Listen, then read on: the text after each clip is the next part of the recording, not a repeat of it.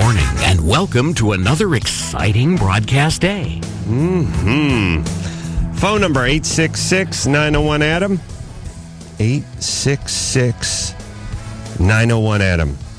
We'd love to hear from you. All right, well, Teresa Strasser here. Good to see you, baby doll. Thank you for having me. Whoa. Have you, we shall, because Teresa will be our new news girl. And I'm very excited about it. Thank you so much. How about some applause sound? Thank you. Yes. Wow. I must say, we heard from a lot of people, and it basically came down to you and Claudia, but we let the people speak. And the one guy sent us an email who said it was a coin toss. We decided that meant... No, we seriously... All of my fan wrote in? Yes. What you're saying? Yes. No, we seriously... everyone was in love with you and Claudia. We thought you're both fantastic. We really... It's a weird place to be, and it's a strange... I kept reminding everyone this is a good problem in a way, even though it was a dilemma. Who do we like better? They both did a wonderful job. You did a great job. Claudia did a great job. But whenever we went on to the internet and looked around and got letters, email, that kind of stuff from people, you were the overwhelming favorite. So we thought, you know what? The people have spoken. I am good at three things: fighting, screwing, and reading the news. That's right. And, not 2 out of 3. Yeah. Make a speech. Yes. I would like to thank all of the internet fans who weighed in. Very flattered. Maybe some of them are shut-ins. God bless them. I would assume. Yeah. I'm very flattered. And I want to also say that I was a fan before I was on the show, and I would listen. And I remember listening when Claudia was in and thinking, why am I even auditioning? She's good. They should just hire her. Yeah, we should get her.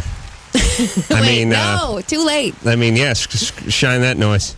We made our decision. We're sticking with it. Thanks. So you're overqualified, and but Dave's underqualified, and so is Brusca. So it sort of evens out. Right. And we're excited. We're tickled pink to have you. Thank you. I'm so excited to be here. I really am. Okay. Now let's not have this turn ugly. Let's not. That's all I'm saying. Okay. And let me explain. I feel like I have to give everyone this speech. Good. Off into the sunset they fly. Maybe I'm old school, but I believe work is work. I show up at work. I sort of nod to everyone. How you doing? How you doing? I do our work, and then we get the F out of Dodge. Right. That's the way I like to do it. Nothing personal, but the more time I see you people, the more time I think about work. Thus my hourly rate goes down. Right. That's basically how it works. You make X amount a year. So the more we hang out, the less I make a year. I mean, I make the same a year, but I make that much less per hour is how it breaks down. Now, I like everyone.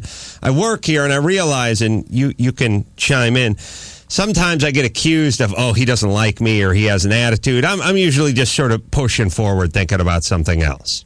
I respect everyone who works here, and I think we're going to get along just fine. So when you don't when he doesn't make eye contact with you and doesn't say hello or good day, I think personal. Yeah, I know where this is going. You cool? Yeah, I'm very cool with that. I don't need a bear hug or an invitation to the family Christmas party. Well, you were here. You're here one day too late because Cinco de Mayo last Friday.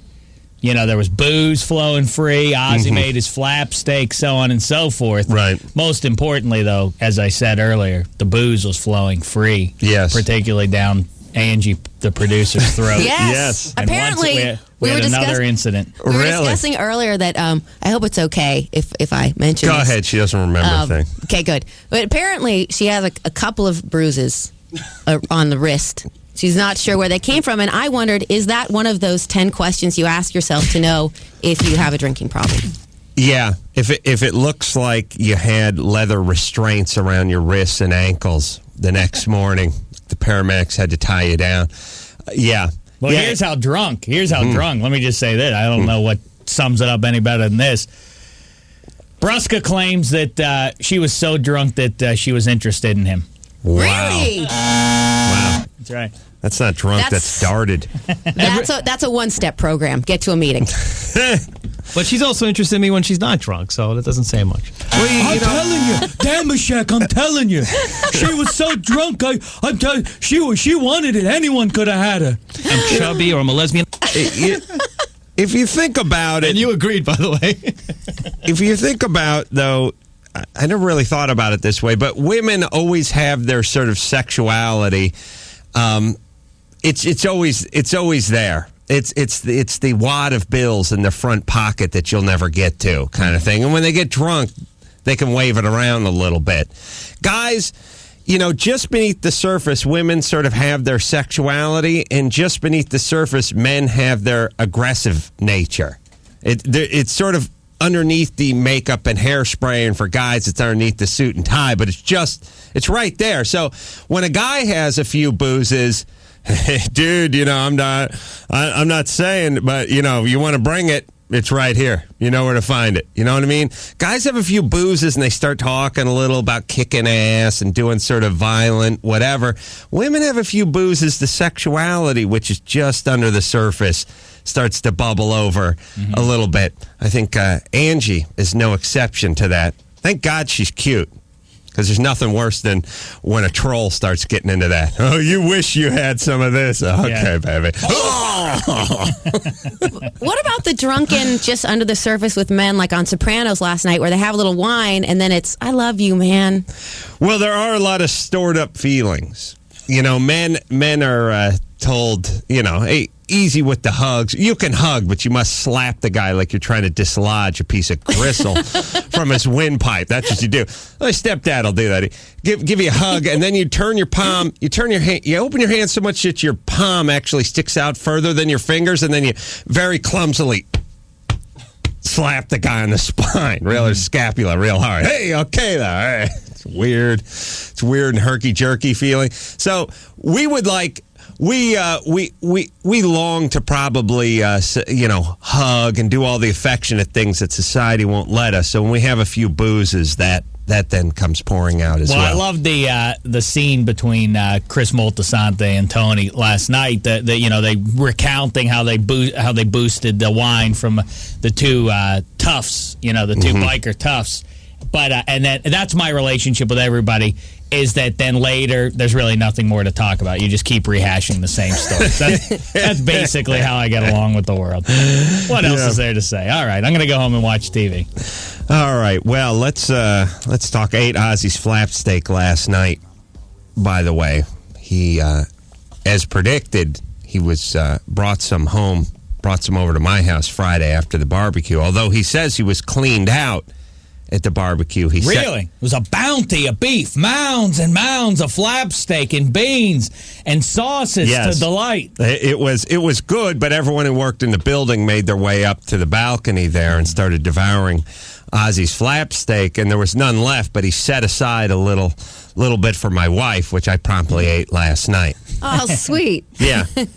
Now, listen, my wife's a snob with leftovers, and I'll eat anything that there's no expiration date. If it was good, it forever remains good, and I will eat it. She didn't want it. I ate it last night, so I ate the flap steak Friday, and I ate it Sunday night, and I would have eaten it Saturday had my wife told me. Well, Ozzy came over Friday night, and I said, "Where's my flap steak?" And he said, "Take it." About his 26 take it, I realized that meant it was gone. He didn't tell me the part where he slipped some to my wife, slipped her the old flap steak. It sounds wrong. He brought it over for lunch or something. Ozzy makes multiple appearances at my house, and because he has my keys and all my codes, he physically shows up. Mm-hmm. I mean, literally, I'll nod off on the sofa and open my eyes, and Ozzy would be standing there, like when the dog stares at you. Once in a while, but Ozzy just be standing there. Yeah, but I think you're looking at this glass half empty. Shocking, but that you wouldn't see the good in this. No, I like it. Oh, you do, because it's beautiful that you can just look in your refrigerator. What's this? No, that's oh my God, gold. That's what happens. Yeah. I'm still eating the beans and the rice from 2 weeks ago when he dropped off the enchilada casserole for Easter. I should probably throw the shrimp side out. I didn't eat the shrimp side. I'm giving Ozzy a spare key to my place. I'll tell you could do a hell of a lot worse. And you can hear him coming, too, because he has a lot of keys like a janitor. He was there on Friday night, too. On Friday afternoon, I should say. We didn't make it to nightfall. Yeah. No, it was a daytime drink, and Ozzy tied one on. Angie, it was some crew, Brusca. I was wondering what had happened to my life. Yeah. This is the company I keep now. Nothing like that daytime beer buzz, I'll tell you, on a Friday. All right, what do we got going today? Comedian actor Jay Thomas is coming in. Ozzy's got his movie review of Mission Impossible, which I saw over the weekend. And finally, I can weigh in on a movie Ozzy has seen, because I don't think I've seen any of the movies he's reviewed, believe it or not. You went this weekend? I thought you said we were going to go see it this week. I lied. Creep. You remember that lecture he just gave about if he sees you after hours, that's like working, unless you bring food like Ozzy. I can absolutely guarantee you now that you were on the jerker. I guarantee it. Let's see. Frank Vincent's going to be calling in, and next up, a guy whose dog saved his life. He sniffed out a brain tumor. I have many thoughts about this and have had many thoughts about this over the years, including using dogs to sniff out venereal diseases on the ladies. They're usually smelling that area anyway. And everything has a smell if you got a nose to pick it up. We just, thank Christ, we don't have the nose. But evidently, there's nothing that doesn't give off a scent. And, you know, they train those dogs. It's an interesting thing, the drug-sniffing dogs. You know, you say to yourself, well, they have drug-sniffing dogs. They have cocaine-sniffing dogs, marijuana-sniffing dogs. They have explosive-sniffing dogs. They have dogs that smell out backyard fruit and other forms of confection that are coming from other countries, sausages and stuff. How do they have a dog that smells all this stuff out? Any dog can smell any of this stuff. Any breed will work. They just look for a certain temperament in a dog. My dog wouldn't work because all my dog wants to do is eat and is sort of standoffish. But if your dog's enthusiastic, it'll work. They can train it. They can train it for coke. They can train it for explosives. They can train it for backyard fruit. They can train it for anything. And you know how they train it? They train it with a toy, which is just a towel that is wrapped up in rubber bands, like a hand towel. That becomes the dog's toy. And the dog thinks when he finds the cocaine, then he gets his toy. That's how they train it. So when the dog is running around the airport sniffing the suitcases, the dog is essentially just trying to get its toy. And once it finds the coke or the explosives or whatever, the trainer immediately just throws it this toy, and it loves to play with the toy. That's how they train them. And like I said, that's why, they have a beagle over here, and they have a German Shepherd over there, and they have a collie over there. They all, actually, Dalmatians don't seem to work. That's the only one, because they're too hyper and too weird. But I've never seen a Dalmatian sniffing out anything. But the point is any dog will work, and evidently they can smell anything. Well, that's how we incent Angie to do things around here. We say, like, if you do this, another beer. You get another beer. Everyone likes an incentive. Yeah. Once in a while, when I want to get her and I can't find her in the building, Brusca will just hold a Miller Lite over his head and crack it. She hears, that's all it takes. It's like the can opener. All of a sudden, her ears perk up. What? She drops whatever she's working on. I see her coming around the corner sideways. You hear that? Sometimes you have to spell out. Does anyone have the B-E-E-R? Yeah, because if you say beer in front of her, she'll all of a sudden start running in a circle. Yeah, you can't. Yeah, don't say beer unless you're going to give her a beer. Otherwise, it's unfair. Yeah, you just have to say, later on, we'll give Angie the... Right. Damn it, Shaq. I could have had her. She was all over me. What were the signs that you could have had her? I want to know. That's such BS. I didn't say that. I'm chubby or I'm a lesbian. The truth is, he called me saying some other things I don't want to mention. Oh. Wow. Really? What? Hold on. It's getting ugly. He called you? Damn, a Shaq doesn't... He called me from his Hooters Pasadena thing. Oh, okay. Because he was bored as He was on the clock. I see. It wasn't his time.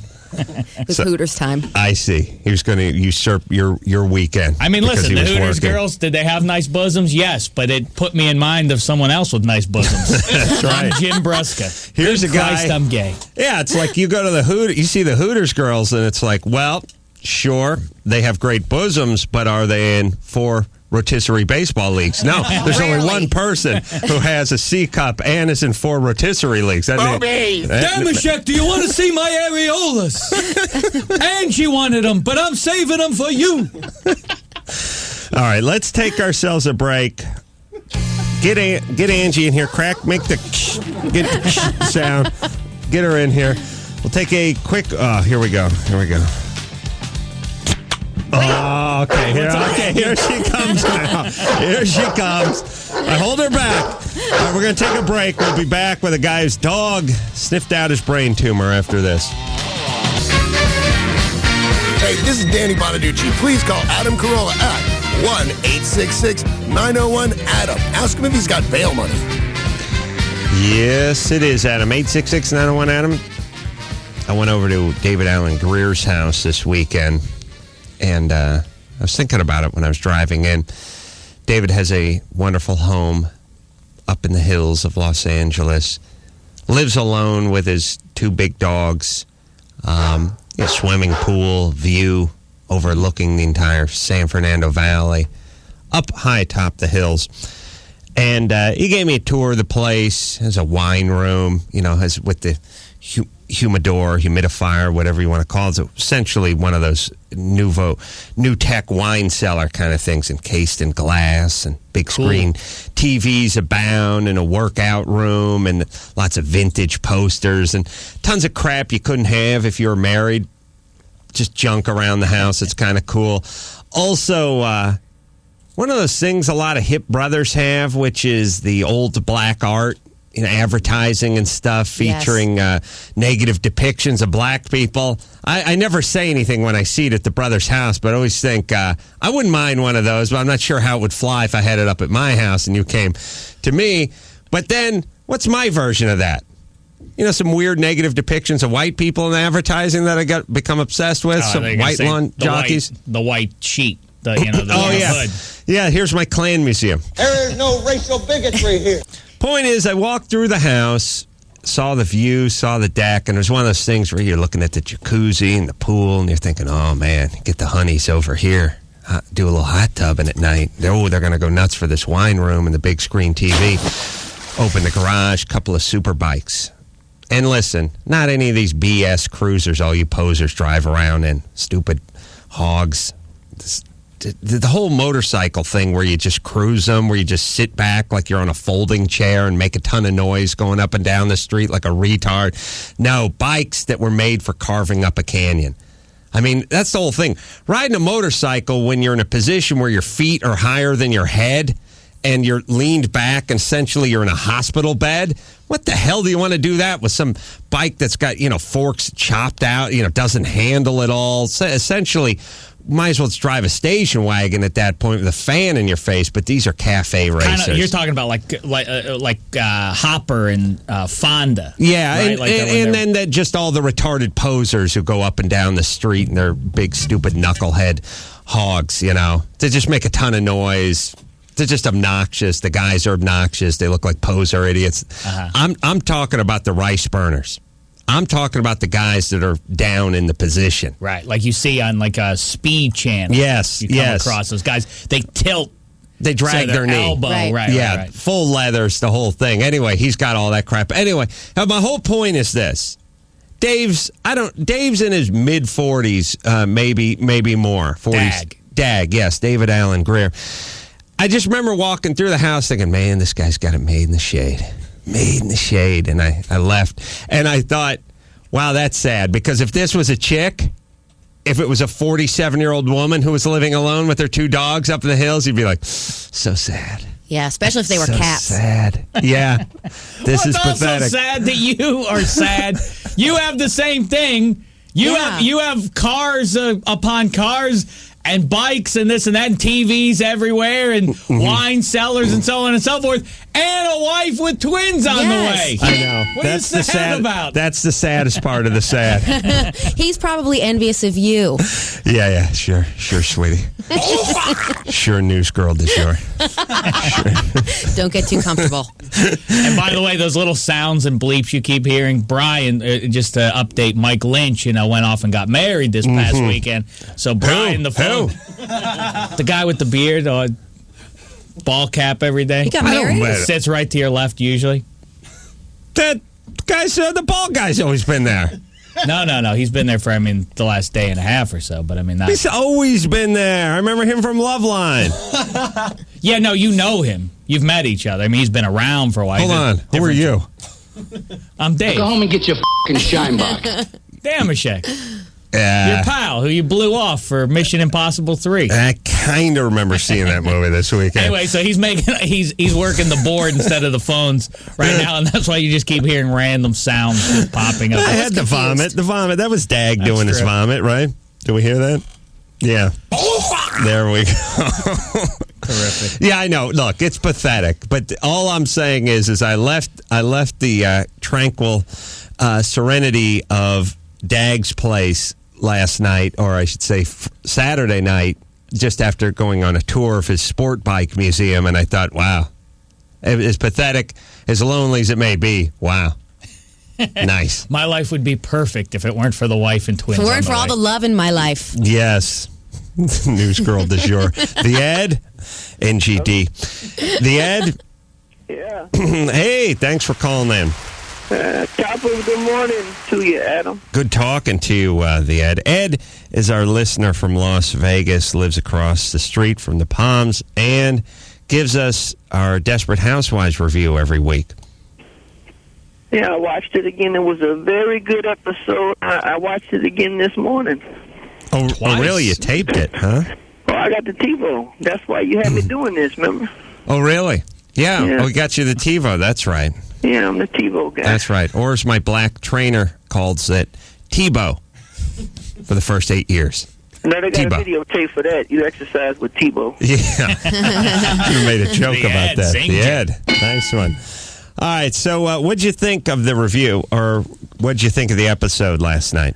It was very good. The black people came back on the show again, and the black lady was going to kill her crazy black son, but she decided to kill the other one instead. So she's got him locked up in a basement now.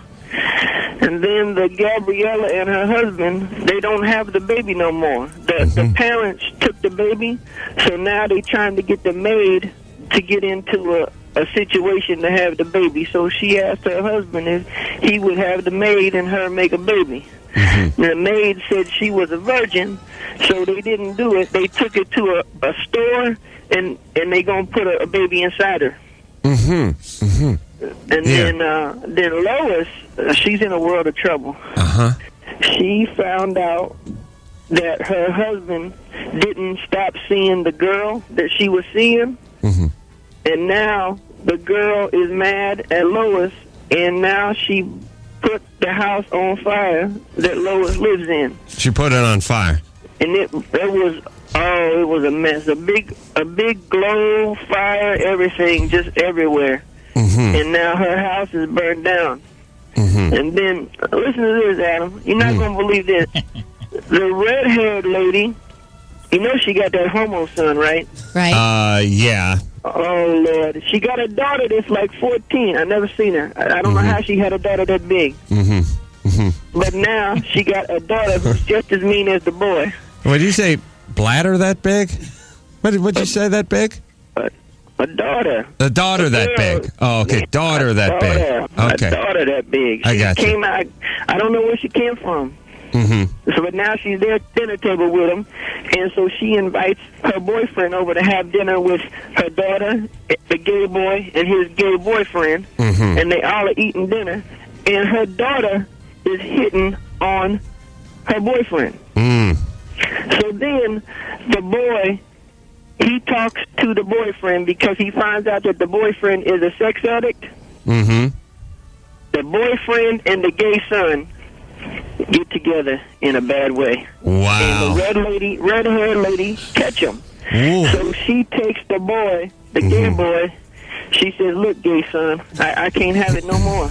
She put him in the car and drove him to the middle of nowhere, gave him $10 and a bag of cookies, and said, see ya. Well, that's protocol when you have a gay son. Yeah, that's what you do. I wouldn't even give him the $10. By the time my son goes gay, I'll probably be $15, maybe $20, and bag of cookies. Now, the Ed, No homos. Of your 4 sons, the Ed, none of them are gay, right? I got 5 sons. 5 sons. I'm sorry, the Ed. 5. And none of them are gay as far as you know? Oh, they know better than that nonsense. That's just silly. Yeah, You don't silly. do stuff The like Ed, are that. you back on your feet from, you had the tough breakup with the widow? The 26-year-old widow. Well, she called me the other day. Oh, really? And so we talked about it. But, she got a lot on her plate right now. And I need a girl who can just be there when I need her. Mm-hmm. You don't But she's a good cook. She make like cookies and brownies and cakes and stuff all the time. And I got a sweet tooth for that. Right. She try to sweet talk me. Yeah. She wanted me to come to her house the other day instead of watch Kentucky Derby. I said, no, I can't do it. But Well, you had a lot of money riding on that. You threw a lot of money on Point Determined was your big pick on Friday for the race. How did that work out, the Ed? I don't want to talk about that because it didn't work out very well. Braska said 10th place. I'm sorry to the people who bet on him. I apologize to everybody, but I can't send them no money for what they lost. I don't have it. I understand. You lost it yourself. All right, the Ed. We need to take a break because the guy whose dog saved his life by sniffing out his brain tumor is in here. Oh, really? Yeah. Oh, that's a nice man. Yeah, it's a better dog. We'll find out. We'll find out how nice he is in a second. But nice job as usual, the Ed. Chin up, All right. the Ed. Yeah. You guys be good, and my church group's still coming out. I just got to get with them, and I'm going to ride out there with them. Okay, so we'll see you soon. Hopefully. All right. Take care, I go to the Ed. doctor today, so I'll call you later. Oh, feel better. Yeah, I would ask what it's about, but I'm, again, only marginally interested in the Ed. So we'll talk to him next week. Speaking of the doctor, the guy's dog sniffed out his brain tumors coming in here. We'll take a quick break. Hold on a second. Matt? Yeah. You want to meet Ed? I would love to hang out with Ed. You would? I got to see what makes this guy tick. He's interesting. Trying to figure out how to hook you. Are you in the Las Vegas area? Yes, sir. I don't live far from him. Mm-hmm. You live by the Palms Hotel? No, it's just freeway access. Right. It's just easy to jump over there. What do you do for a living? I drive rock around the city, decorative rock. You drive... Oh, that's my ramp name, by the way. Decorative rock? Yeah, it was. Then I went with mayonnaise, man-aise, man-aise, and then, now I got this gig, so I don't do it anymore. So what do you do? A lot of landscaping stuff?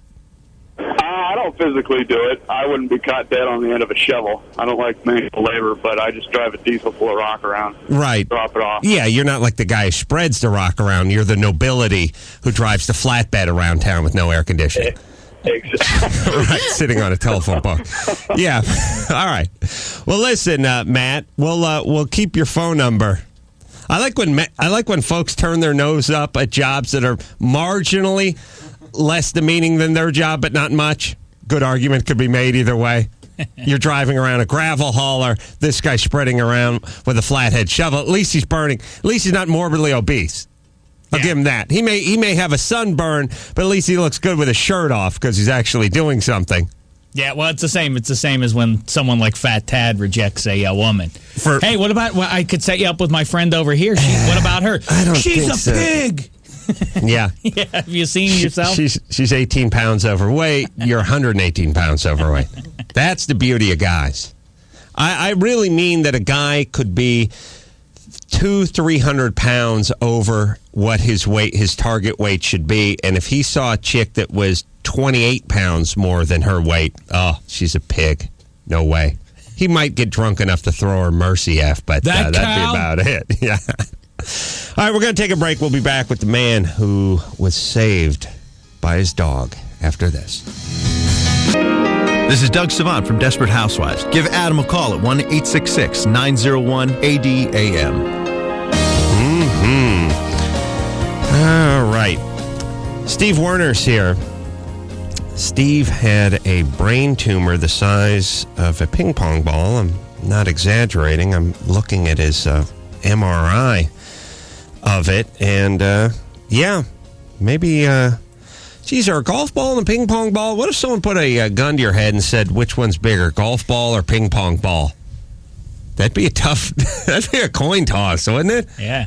They seem to be almost exactly the same size. Anyway, Braska, get to the bottom of that. Anyway, size of a golf ball, size of a ping pong ball. Steve's dog was, Steve was watching the same 60 Minutes episode I was watching about 9 or 10 months ago, right, Steve? That's correct. And they did a story on dogs that sniffed out cancer. And your dog was sniffing your ear as you were watching the episode. Well, actually, it was in the same time period this was taking place. She had been smelling my right ear nonstop for weeks on end. And it just clicked one night after I saw the episode on 60 Minutes that there's a correlation between how I was feeling and what was going on inside my body. Were you feeling the effects of this golf ball sized tumor? No, the only symptom that I had was I had ringing in my right ear. It's tinnitus or tinnitus, and it was. I thought it was a family trait, not a big deal. I had minor hearing loss, but nothing that would alarm anybody. And certainly, I'm a non-smoking, 40-year-old, relatively healthy male, and that was the first major symptom that I had. So you had no reason to think there was a problem other than a little bit of tinnitus? No, not at all. And so you watch this thing, got you thinking, your dog's sniffing your ear and not sniffing the other ear, sniffing the right side ear. Right. It was in the same time period. What had happened was her brother had passed away a few weeks earlier. Your dog's brother. My dog Wrigley's brother, Camden, had died, and it got me very paranoid about my own health. And I went to the doctor 3 times that month and had EKGs done and heart tests and stress tests, and they couldn't figure out what it was. But I knew something was just off in my body, and I had been spending a lot of time with Wrigley on the floor comforting her for her brother's loss, and that's when she started turning her head around and smelling my right ear. And I noticed one day there was always the right ear. I thought, it's wax build up or something like that. And it just, after I saw that 60 Minutes, it was maybe an hour later, I was on the phone with my doctor. Right. I need to come back down there. And they asked why. I said, well, my dog's smelling my head, and they thought I was crazy, but, what do they care? They get their copay. Right. So, back to the doctor I went, and my doctor was sharp enough to realize that maybe it's time to get an MRI done. And as you can see from the picture, it's a rather obvious growth inside my noggin. Usually people exaggerate. If they say ping pong ball size, it's grape size. And if they say grape size, it's raisin size. But this looks to be bigger than a ping pong ball.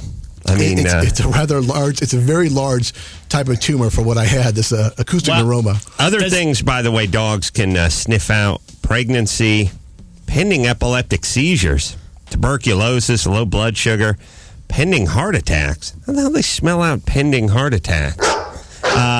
But anyway, cancer gives off its own stink. Everything gives off.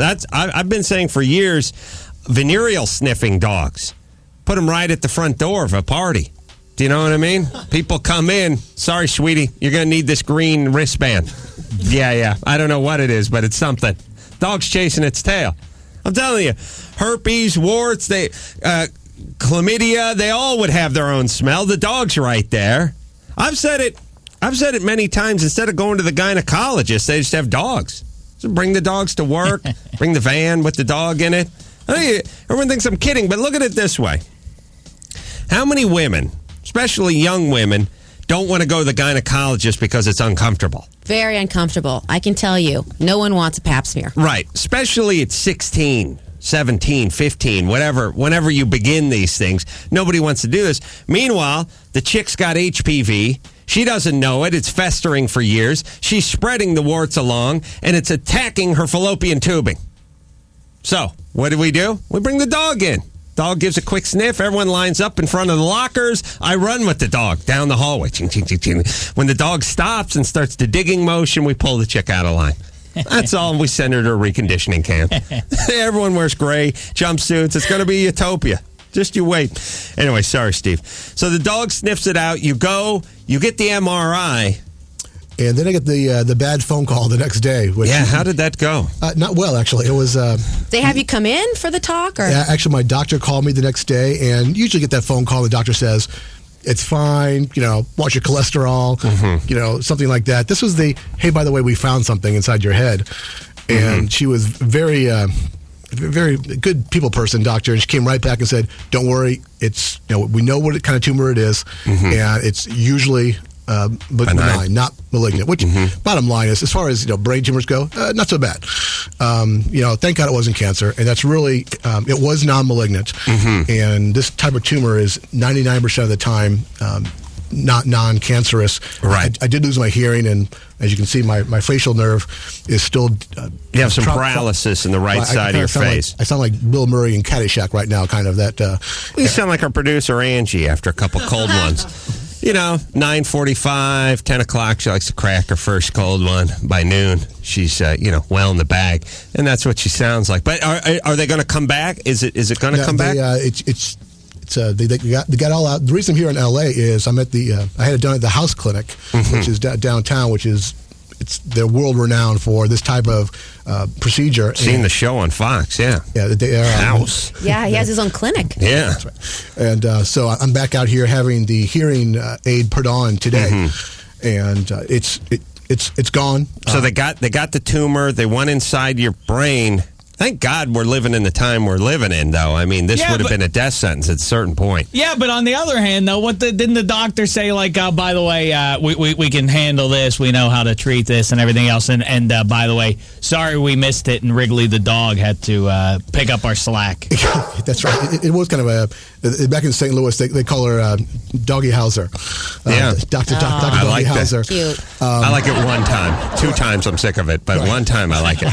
Yeah. So she's... Doggy Hauser, cute. It was one of those things where I truly believe that unconditional love of my dog came back. Well, looked out for me. The thing is, too, is they're just not going to take a healthy 40-year-old guy and give him an MRI because his dog died. It's not really their fault, the doctor's fault, but God more so why you should love Doggy Hauser, Wrigley, because, all right, 2 times, that's my max out. More so, this is why you should really love the dog, because it really shouldn't have been found by the doctors. Jason? Yes. You have a question? Yeah, Adam, how you doing? Good.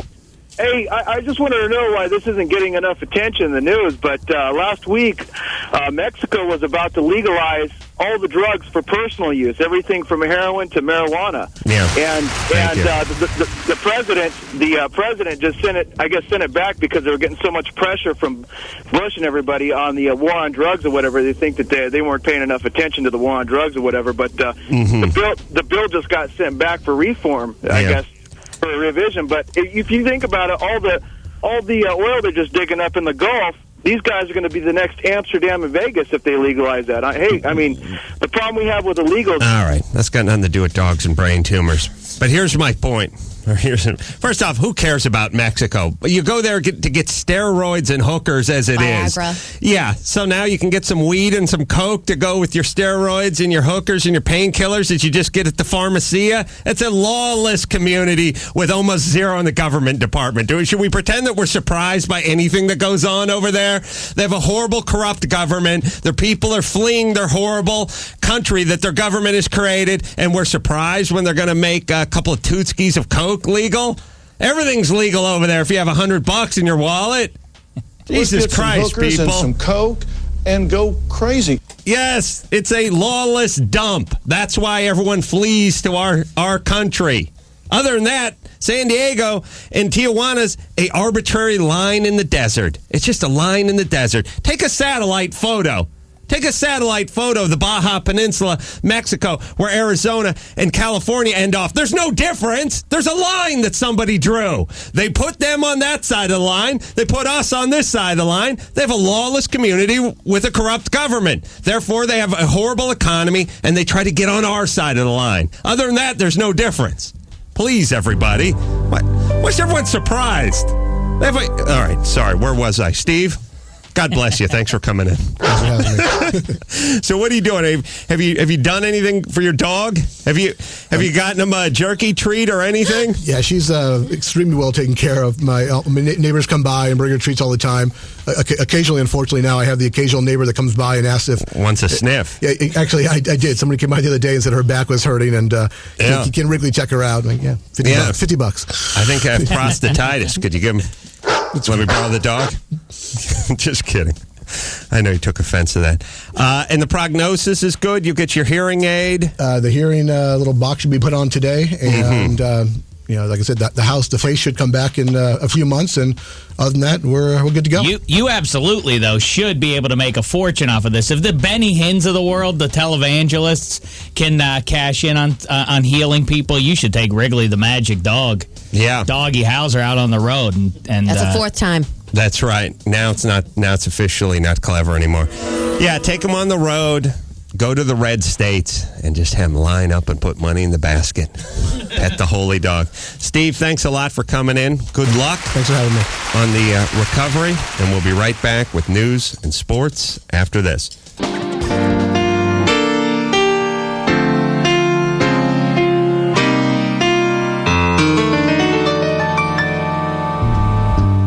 I say Adam, and he says Adam. I say Hoffman, and he says Osman. Adam, Hoffman, Osman. That's just how Oswaldo talks.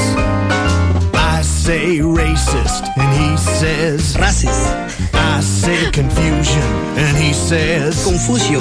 Racist, racist. Confusion, confusion. That's just how Oswaldo talks. Mm-hmm. What's happening, Oz, man? Good morning. Good morning, Ozzy. Fantabulous. Ozzy is going to give us his review of Mission Impossible 3 in a couple of few, but we brought him in now because I know he's a big fan of Teresa Strasser, and she officially starts her first day here as the new news girl. Ozzy, you're a fan. You'd like to say some words to her? Yeah. Teresa is the lady, and the point for the news here. Mm-hmm. Thank you. You got it, baby. Wow. You attracted to her physically, Ozzy? Yeah. Mm-hmm. Let's say, yeah, Not so much, though. Not so much? I'm not the most attractive news girl, right? But I'm still your favorite. Yep. Lovely creature. Mm-hmm. Very good for the news. Very good for the news. Thank you. Can't change the news, but you can make it better. Very, very good body, Mm-hmm. Thank you. Yeah, it's a good body. She's got a dreamy body, but you told a story the other day about Duran, about a nightmare you had. Oh, God. Don't remember tell me. that story. What do you mean they'll remember you? Tell the story. What happened, Ozzy? Duran, the intern in Vegas, remember? Yeah.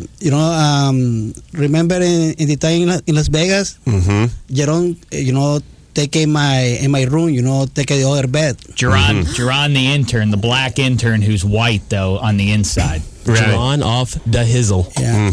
And Jerome, I think it's something, every time with Jerome, he have, the body and the bed, sleeping. Mm-hmm. I see, the bug to Jerome, and, it's like, one this day, I have a drink with him, Uh-huh. This story sounds like it'd be really racy if I had any idea what he was saying. Do something, he touched my book, He touched your butt? Wow. In your dream? Yeah.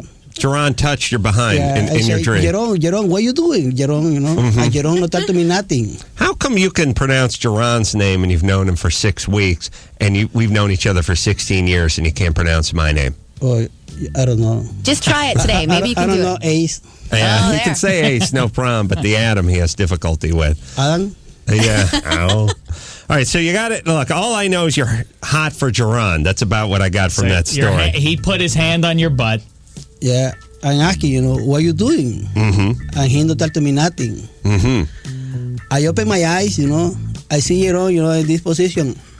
Oh, no. He made a nasty image, a flagellating sort of Opened face. his mouth and grabbed some butt cheeks. Yeah. Not acceptable, especially in your part of the world. They look down on that kind of activity. Yeah, I wake up very, very quick, and my wife asking me, what are you doing? Why are you taking, erect to your party, And what? So, Erect? Yeah. You were erect. Yeah, the swim to Jerome. No. Look, this is all fun and games for you guys, but I got to see this guy on almost a daily basis, so I'm just going to nip this one in the bud. This is sort of like your dad gave you the bone. Duran gave you the bone. What Erect. the hell? Nasty guy. Yeah. I I don't know what that means. I mean, a dream is, like a letter from your unconscious. Mm-hmm. So I don't know what the symbolism is of Jerron intruding you in that way. Yeah. So Ozzy's fantasy, in other words, has come true. He didn't know it was his fantasy until it happened, and now he's happy about it. Is that right? Are gay. A gay? Hey, Nick. Yeah. You're calling about the De La Hoya fight? Yeah, I was seeing how you thought about that. Well, it was a good fight. Isn't the guy who fought from your homeland? Isn't he Oswaldo? Isn't Mayorga from Nicaragua? The guy Mayorga from Nicaragua. Yeah. My country. He licked him, right? Nasty guy, Yeah. He's a gangster, man. He's a gangster. Yeah, it was a good fight. I watched it with Dag over the weekend. The thing that's, I'll tell you what I like about boxing, which is Mayorga is a badass, and he always makes all these threats, and he insults the person's sexual proclivities and makes fun of their wives and mothers and everything, and he blows smoke in everyone's face. He does all this mugging and posing, and everyone always buys into it. And then they see Oscar De La Hoya on the other side, and they hear Oscar De La Hoya talk, and Oscar De La Hoya's like, well, I have great respect for my opponent, and we'll find out Saturday night who the better man is. And you're like, this guy's going to get killed by this guy because look at him. He has a tat on his chest, and he's blowing smoke rings, and he's doing all this posing and preening. And De La Hoya's like, I want to welcome all the fans who come out and watch me at MGM. And you're like, oh, he's going to destroy him. But you realize it's a sport. And De La Hoya's been doing it since he was 8 years old, and there's not many better at it than him. And you get so caught up in the part of the sport where it has to do with the bravado and the posing and everything. Then they get in the ring, and there's no more talking. Now it's all sport. And the guy who's actually better at the sport, which is De La Hoya, just takes the other guy to school. It's the same way as if you talked a great game, but then someone put a tennis racket in your hand, and now you had to go beat Ivan Lendl or whoever the hell, Andre Agassi. Oh, I'm going to kill him. I'm going to destroy him. All right, well, now it's time to play. And this guy has 130-mile-an-hour serve, so what are you going to do about it? But you understand, though, let me just defend trash talking for 1 second. First of all, so it sets up De La Hoya versus Mayweather, right? I mean, that's what it looks like it's going to be. Which Maybe. Be a dynamite thing. Maybe. But anyway, here's the thing with trash talking. People say to me when we play basketball, for instance, Dave, you talk so much trash before the game. Why don't you just play the game? Listen, if I were good at basketball, I wouldn't talk trash. If I had the luxury of letting my actions speak for themselves, I would certainly do it. If you take the trash talking away from me, what else is there? I'm terrible. You understand? Right. Yes. Thank you. Yes. You think it psychs out your opponent and therefore makes up for your... At least I get to feel like I can do one part of the game when I talk trash before the game begins. Well, in boxing, it doesn't oftentimes work. It oftentimes just motivates the other guy. And then you get your licking from the guy who sounds like the most mild-mannered guy in the world, which is Oscar De La Hoya, who's just actually very good at his job. Yes, Oswaldo. They have one slogan in my country. The slogan say, dog make a noise, no bite. Perro que ladra no muerde. Yeah, that's right. Mallorca, Yeah, all bark and no bite. Jerron doesn't bite. He just licks. That's right. He licks. Mike? Yeah, Adam. I just, that's a brilliant idea about the venereal disease sniffing dog. I just wanted to add a little bit of something, if I may. Sure. A specific breed would be a beaver hound. Thank you. If in fact they have them, do they have them? Well, they'd have to make them up. Oh, I see. All right. Well, then it's retarded. With a long nose, kind of like an office. But thank you. Yes. Look, if I'm throwing a party and I'm a single dude, I put the dog by the door. It's a medium-sized dog, so its snout is right about crotch height. Every girl that comes into the party will always stop and pet the dog. Hey, how you doing? The dog gives a little sniff in that area, and then boom. Either she gets in with the green wristband, or she gets the black wristband and has to go to this side of the party. It's where the condoms are dispensed. That's all. All right, we got to do the news and the sports. Jerron, what do you want? Now, before Ozzy leaves, Jerron just told me it wasn't a dream, it was real. What was Ozzy? Oh, yeah, sure did it to him, huh? We got a little bit too drunk at the bar that one night. Really? Yeah. All right. Get out. You good? Shut out. All right. Jerron off the hizzle. Ozzy, I have no idea what that story meant, but I'm frightened. Please leave. It's okay. Get your affairs in order. And we'll see you on your Mission Impossible 3 review, which is coming up. But first, it is time for Teresa Strasser and the news. When asked by a German newspaper about his best and worst moments in office, President Bush gave an unusual answer. According to the interview released yesterday, his worst moment, not surprisingly, was 9/11, but his best? Catching a 7.5-pound largemouth bass. We should get a dog to sniff his ear. He may have a tumor at this point. It would be actually a nice out and sort of an interesting. His approval rating has never been lower. He's got a couple more years left on his dance card. Even his own party now hates him. It'd be an interesting story if he somehow faked a tumor. Everyone would lighten up on him immediately. Then there'd be speculation. Well, maybe this decision was made while the tumor was growing and putting pressure on his frontal lobe. The Democrats would get off his back because they would seem like pigs if they were jumping on him when he had this tumor. He just wraps some gauze around his forehead and continues on, and then we all think he's brave. I bet his approval rating goes right through the roof. Let's do it. Maybe Wrigley's free. Yes. And Good. he could sniff something out. Yes. In entertainment news, on The Sopranos last night, Christopher's girlfriend admits she's pregnant, and there's an uncomfortable moment where you're not exactly sure how Christopher's going to react. What? I'm pregnant. I know it's my fault. I know I shouldn't let you take off the rubber. I thought we were okay. I was due for my period. My cycle's like clockwork. Stop. I'll call the clinic tomorrow. Stop talking. Let's get married. What? We'll drive to AC, make a day out of it. Are you serious? Christopher, I love you. That's where my wife pointed out that AC stood for Atlantic City. And I explained, that's my goddamn initial, sweetie. Don't worry. I know what it stands for. Thank you. By the way, Chris Moltisanti then, after he gets hitched and everything, he then spikes up. You know, he gets back on the horse. Yeah, that gets was back weird. on the H, and then pukes. Now, yes. How many pukes have we had on The Sopranos this year? There is more. There is a river of vomit. Yeah, from this show this season. Well, I got to tell you, in general, there's more. We've gone. We were at a crossroads at about. I remember when we first did the Man Show. One of the first things we did is we went out to a fraternity bar, and we started paying guys to do crazy stuff. And we had a guy eat a stick of butter, and he yacked. And we had to tile it out. We couldn't show him yakking. We got in a big argument with Comedy Central. This is not so long ago. This is 1998 or something. Could not show vomiting on TV. We got to a crossroads in the mid-90s. Look, we can't show boobies. We can't show ass crack. We can't show pubes. We can't show anything of that. Areola. We can't show any of that. And we can't show yakking. We can't show disturbing things like guys, spitting up and all the stuff you see on Fear Factor. We decided to go the route of the yak.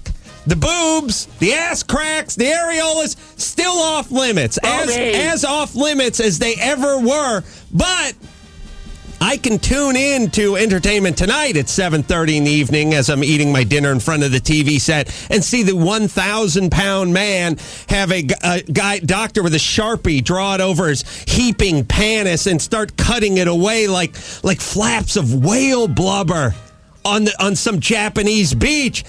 That, no problem at all. And then if a guy wants to yak on Fear Factor and he wants to blow stuff out of his nose, or I want to turn on Survivor and see people eating dung beetles by the handful and then biles flying out of their nose, no difficulties at all. This is all fine. And of course, HBO's HBO. They can do what they want. But I'm just bringing it to a bigger point, which is at some point about 10 years ago, none of this was acceptable. Now, the boobs are just as unacceptable as it ever was. The language is probably less acceptable than it ever was. But we're having a yak parade.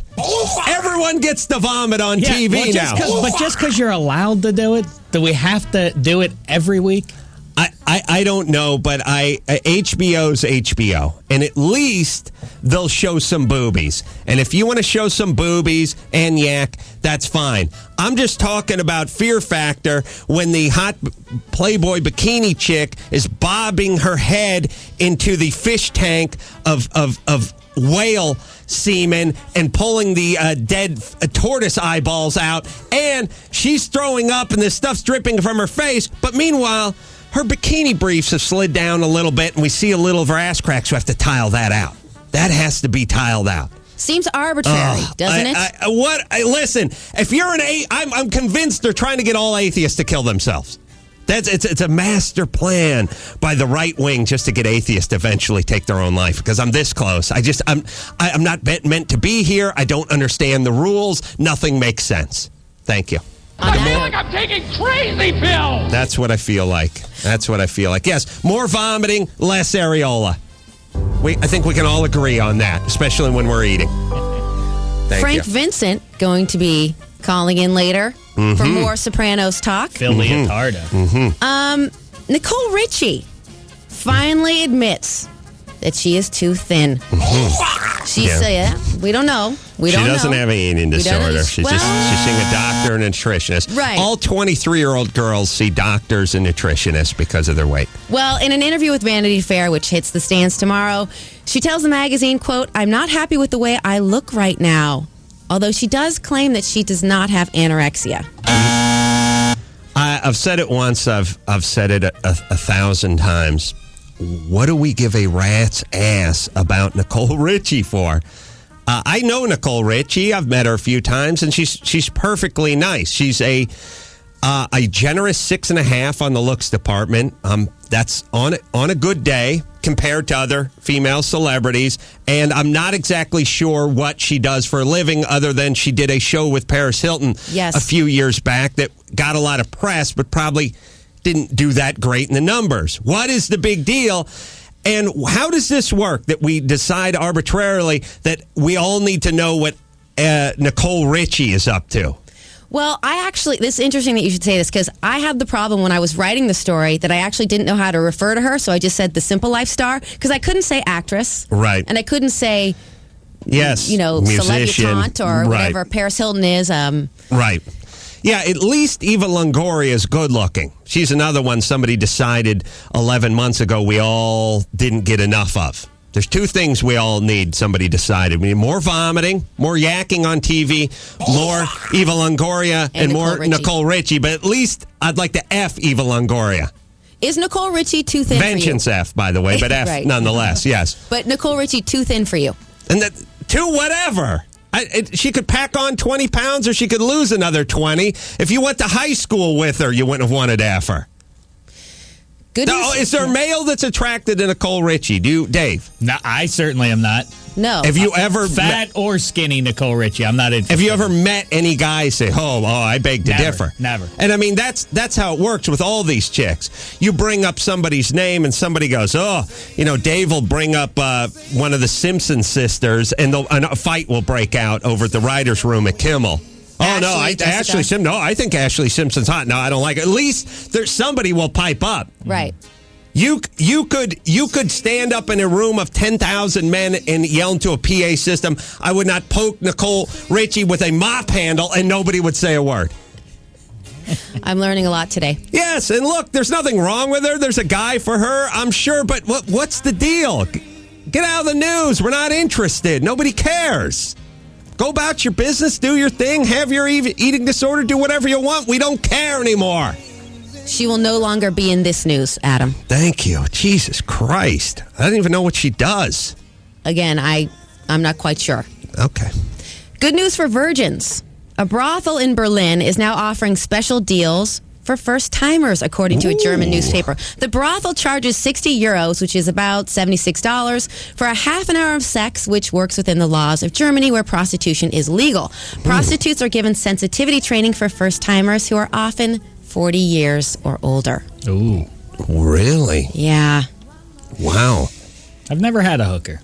No? Carell. No. Never? Really? No. Never. Brian? No. That leaves you. Yeah. No. Really? No. Never. Never. I don't know. It's a weird thing, and somebody ought to do functional MRI tests of guys that are frequent lots of hookers. It's either in you or it's not. Mm-hmm. Believe me, I'm a big fan of the lap dance, And I don't, I don't turn my nose up at the hookers or sit in judgment of those No, who I'm all in frequent favor them. of it being legal, of course. It's just one of those things where it's like either you're in or you're not, and I'm just not in. Never have been. Well, with a face like this, I don't need to pay for it, believe me. That's a good point. Yeah. Mission Impossible 3 finished first at the box office with an estimated $48 million take. Now, that's a solid opening, but well below industry expectations for the sequel. There's some speculation that the Tom Cruise, Katie Holmes baby watch kept the press from actually focusing on the film. Adam, you saw it. Mm-hmm. You liked it. Mm-hmm. Yeah, it was good. It was just what it seems to be. Nonstop action, well executed. Tom Cruise did a good job, and it's a little more intense than the previous two, but it's a good movie. And I was thinking when I was driving in, when people were talking about it being disappointing as far as the opening weekend gross.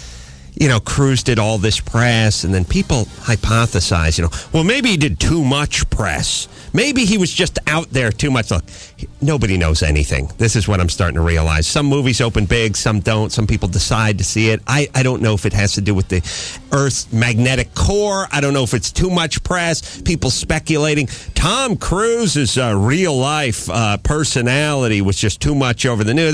No. Nothing has to do with anything. For some reason, some things work. For some reason, some things don't. It was sunny outside, and everybody spent the weekend frolicking outdoors. For whatever reason. Right. Well, the second highest grossing film was at $11 million, which is far, far less, and that was RV. I would say if you more than forpled. That's right. I went to North Hollywood High. You're second place. You make $48 million. They make $11 million. You had yourself a pretty decent weekend. I think internationally they did something like I don't 70. think Cruise should kill himself just yet.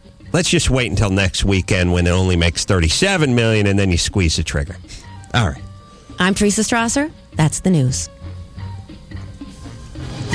It's time for Dave Damashek's number one sports. Number one sports. Do it, Dave. Hold on, Dave. Brent went to a German brothel. Oh. Hello? Yes. Yes, this is Brent. You went to a German brothel? Yeah, I was on a school trip when I was 15, and they're not the nicest places to visit. Yeah.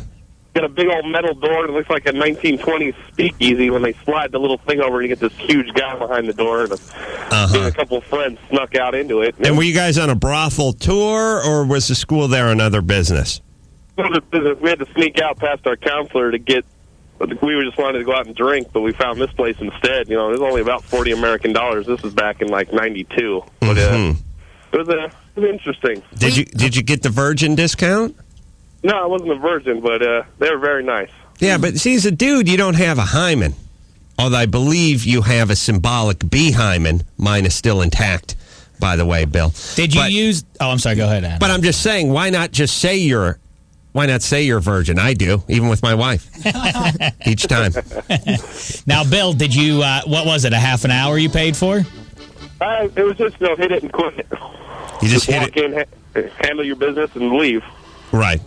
Right. So they didn't have the half an hour to do it as many times as you wanted, kind of thing. I see. Well, he didn't need the half hour. He was 15. Well, that's what I'm asking. I always wonder if you pay for an hour and you're through in 7 minutes. What do you hang out and get to know one another? Have some schnitzel. Yeah, because there's a lot of other interesting things going on, like two women going at it on the stage, so you get a little better strip show than you do here in Vegas. Do all white chicks, by the way? How does it work over there?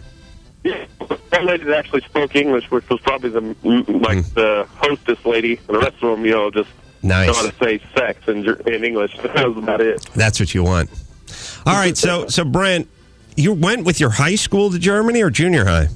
High school. I was in 9th grade. It was like just a program offered through my history teacher. All right, I swear to Christ. I am telling you, I went on one field trip. No, 2 field trips in my whole goddamn life with school.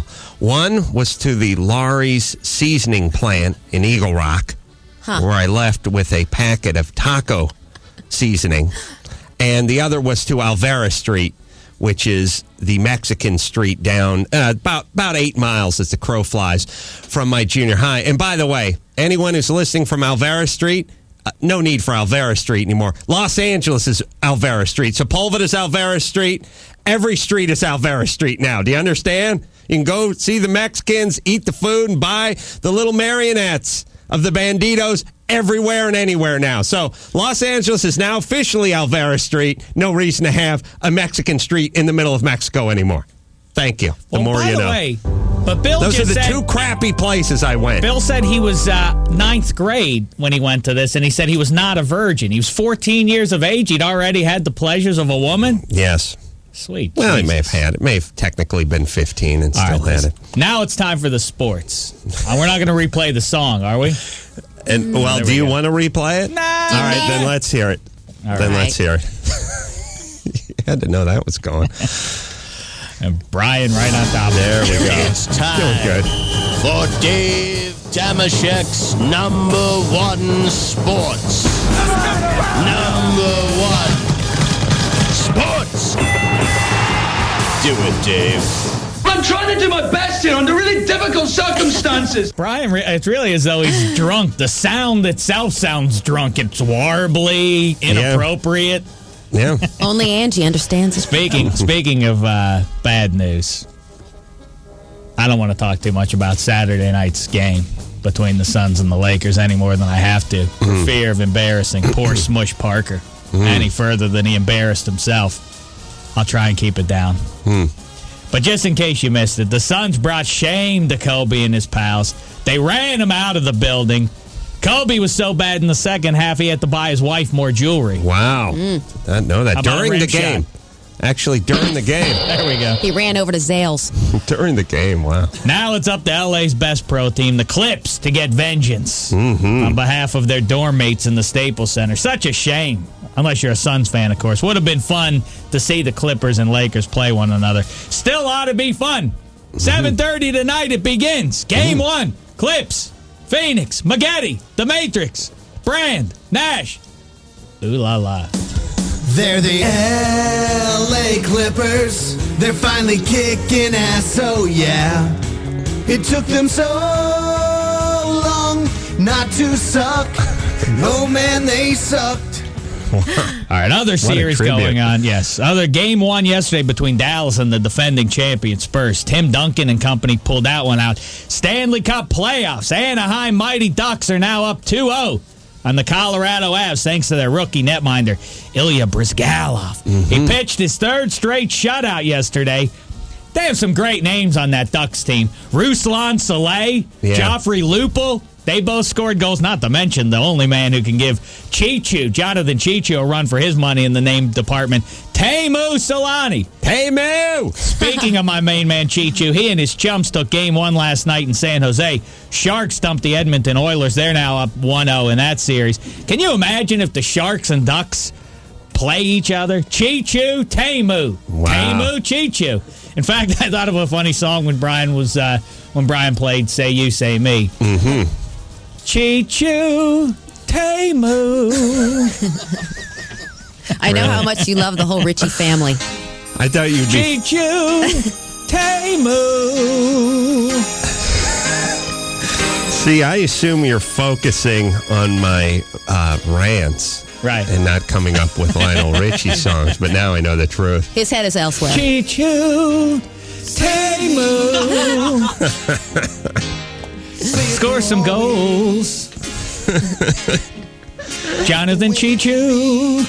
All right.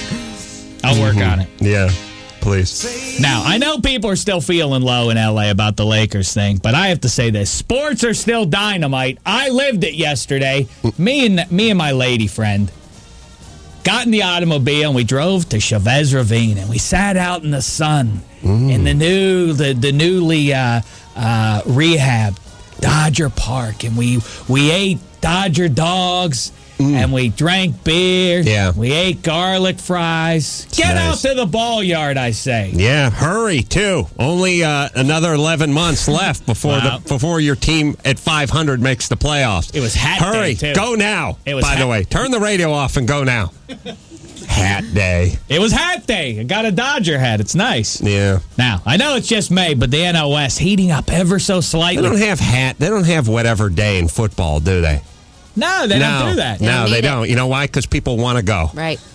They wait in line and they scalp tickets. Don't you understand? Because it's a great sport. Yesterday there was a game. You sat out in the sun. Tomorrow night you'll go out and you sit and you watch the sunset over the hills beyond the outfield in Chavez Ravine. Then on Thursday they have a day game, a getaway day, businessman special. That's Nothing right. better. All right. Don't expect to see me here. I'll do it. Yeah. I'll do it. All right. Just keep pushing, Carolla. All right. Dodgers completed their sweep of the Milwaukee beer guys. And the Padres, meantime, they've reeled off 8 straight. Still looking up, though, at the Arizona Snakes in the standings, sitting in last place, the Giants. Barry the Creek Bonds hit a home run, 7-13 last night. Here's what a great guy is. Oh, no one's rooting for me. No one's rooting for me. The guy who caught the ball, Barry Bonds refused to sign it for him. Really? Dynamite fella. There was a standing ovation, though, when he hit the home run. They were just stretching. It was right before the 7th inning. Yeah, I can't believe that. Junior circuit, Halos, Mariners, Athletics, all losers. And I would like to continue, but Brusca over there is giving me the card. Well, we're running late. Damashek, we're running out of time. Please, please, my short sports. Please, Damashek. All right. There we go. Dave Damashek's #1 sports. Well done, Brian. Jay Thomas is going to be in here in just one moment. Trying to think of we got IMDb Jay. Jay's done a lot of big movies. Cheers, he was on forever. Oh yeah, Mr. Holland's Opus. Yes, love that movie. He did that TV show with Susan Day too. From Partridge Family, yeah. Got to work that out. Mork and Mindy. Anyway, Jay will be out here in just a moment, and he's a contractor apparently. So we have a little competition. See who the actual contractor is after this.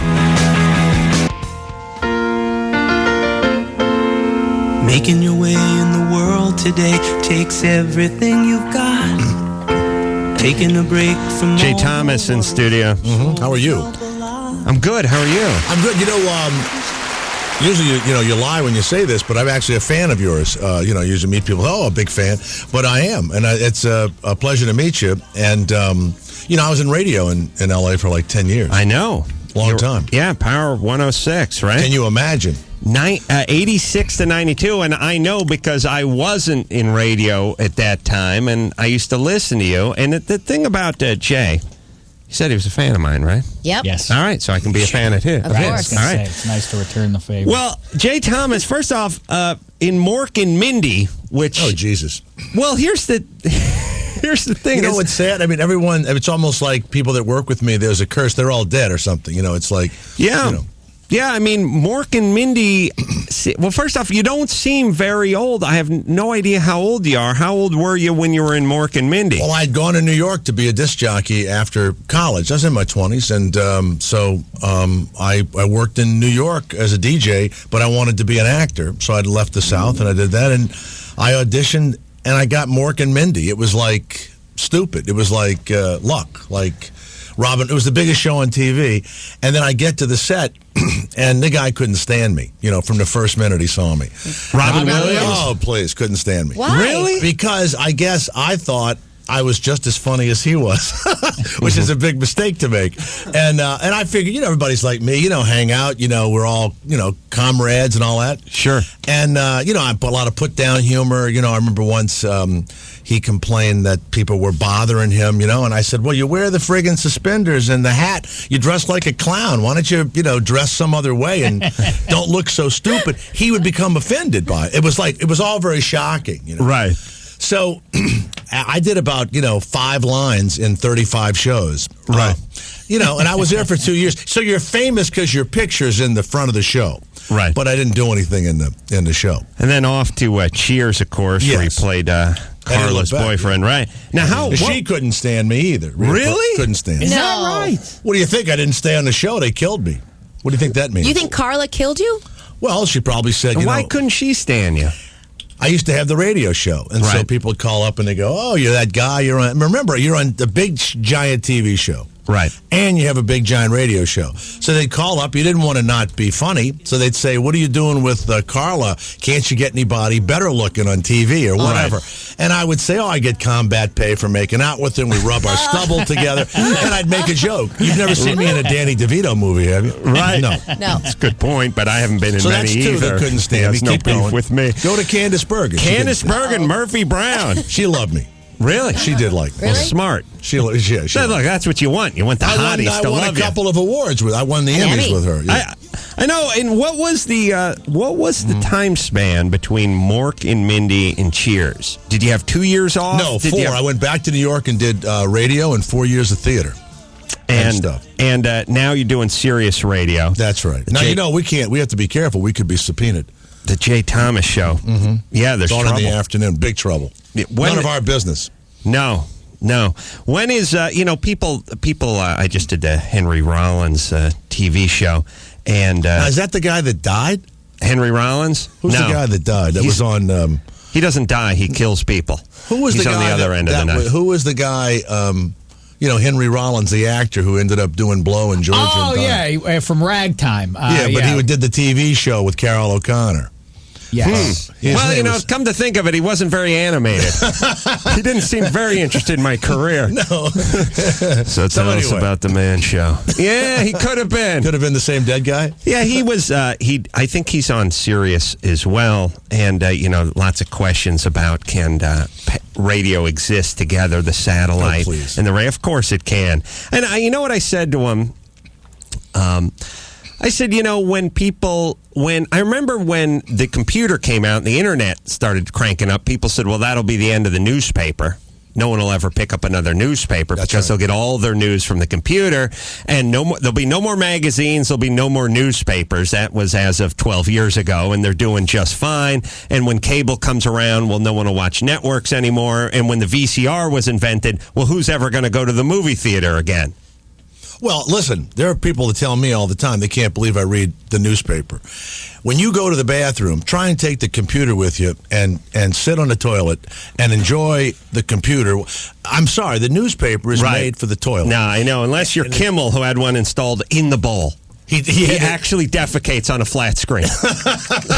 But it's true, isn't it? Isn't the newspaper really a bathroom event? I think, and I'm very, especially if you're out of paper. I think it's. I went to the theater last night, yesterday afternoon, and saw Mission Impossible in a crowded theater on a 70-foot screen, and enjoyed the communal experience. And I'm glad for that. I'm glad. I know this has nothing to do with Sirius versus commercial radio, but in a bigger picture, I'm glad that things like the newspaper never seem to go out of vogue. I'm glad that not everyone is locked up inside their house watching DVDs on a 4-foot screen. I'm glad that these things still exist and persevered. I was worried myself. No, you should. Well, listen, the toughest part about being on Sirius is we don't have any commercials. So we have 3 2-minute breaks so we can go to the bathroom. Right. And I'm listening to all your commercials, and I'm taking my mom to Outback, for Mother's Day. But don't forget the flowers. Hey, where are we heading? Outback. So my mom loves a bloomin' rose. Yeah. So the thing is that we have, I think maybe 3 90-second breaks, and they're like penis enlargement commercials or whatever because we can't get any of the big. Right. And so imagine you have news, traffic, the commercials. It's 54 minutes, and they only have the commercials so that we can take a second. Yeah. So that's the toughest part. So I missed the 10-minute news spot. And hey, imagine if Jay'll be back in 4 minutes. Stay where you are. Don't leave. How about the lucky guys that get to play a couple of Pink Floyd songs, a little I'm Dark for Side it. of the Moon for you in the middle of the morning show? Yes. That's awesome. Oh yeah, all of that stuff. Hold on, Jay wants to say hi to Jay. Jay. Hi, Adam. This is Jed calling from San Diego. Oh, you're Jed. Yeah, I just go by Jay because no one pronounces Jed. So that's a tough one. Why don't you go by whatever you told the goddamn screener? Nobody Thank you. calls you Jed. That's the new rule. It's too hard for the vowel and the consonant to come out. How does 3 that letters. Yeah, I'm sorry about that. Jed. That's all right. But I just wanted to say it was good hearing Jay. I had worked with him on Murphy Brown and a show called Katie Joplin, which was kind of over at the WB a few years ago, right? With Park Overall. Yeah, quite a while ago. What did you do over there, Jed? I worked in the production office. I was production coordinator, so kind of behind the scenes, but I just wanted to say, Jay was a great guy. I was a good guy. Did you hate Jay too? You didn't. He described Jay Thomas as coked up and out of control to our phone screener. Now say it to his face, Jed. Have the guts. In the morning. Prima donna, say it. You know what? You know when you work on a show, if the crew likes you, you're in tremendous trouble because none of the executives like you. None of the, It means you're a nice guy, and therefore you won't get along with the suits. You can't fool around with the real talent, though. Usually, they don't get the jokes. They don't want to be fooled with. They have the driver. They have the assistant. I've never had an assistant. I've never had a driver. I make my own plane reservations. And then you'd see them, and they have like 50 people around them, and I would comment on it. I go, why don't you, take care of your own, thing and save all the money on these schmucks? Why do you have to have these people? And they don't want you entering their lives. But if they're your real friend, you would joke back with them, right? Or you would say... Right. I'm rich and I'm going to have it or whatever. They don't joke back. And so it ruined my experience. Well, that's why I'm Jay, retired from Carolla acting. doesn't allow us to joke back with him. Yeah. He forbids it. Wow. Yeah.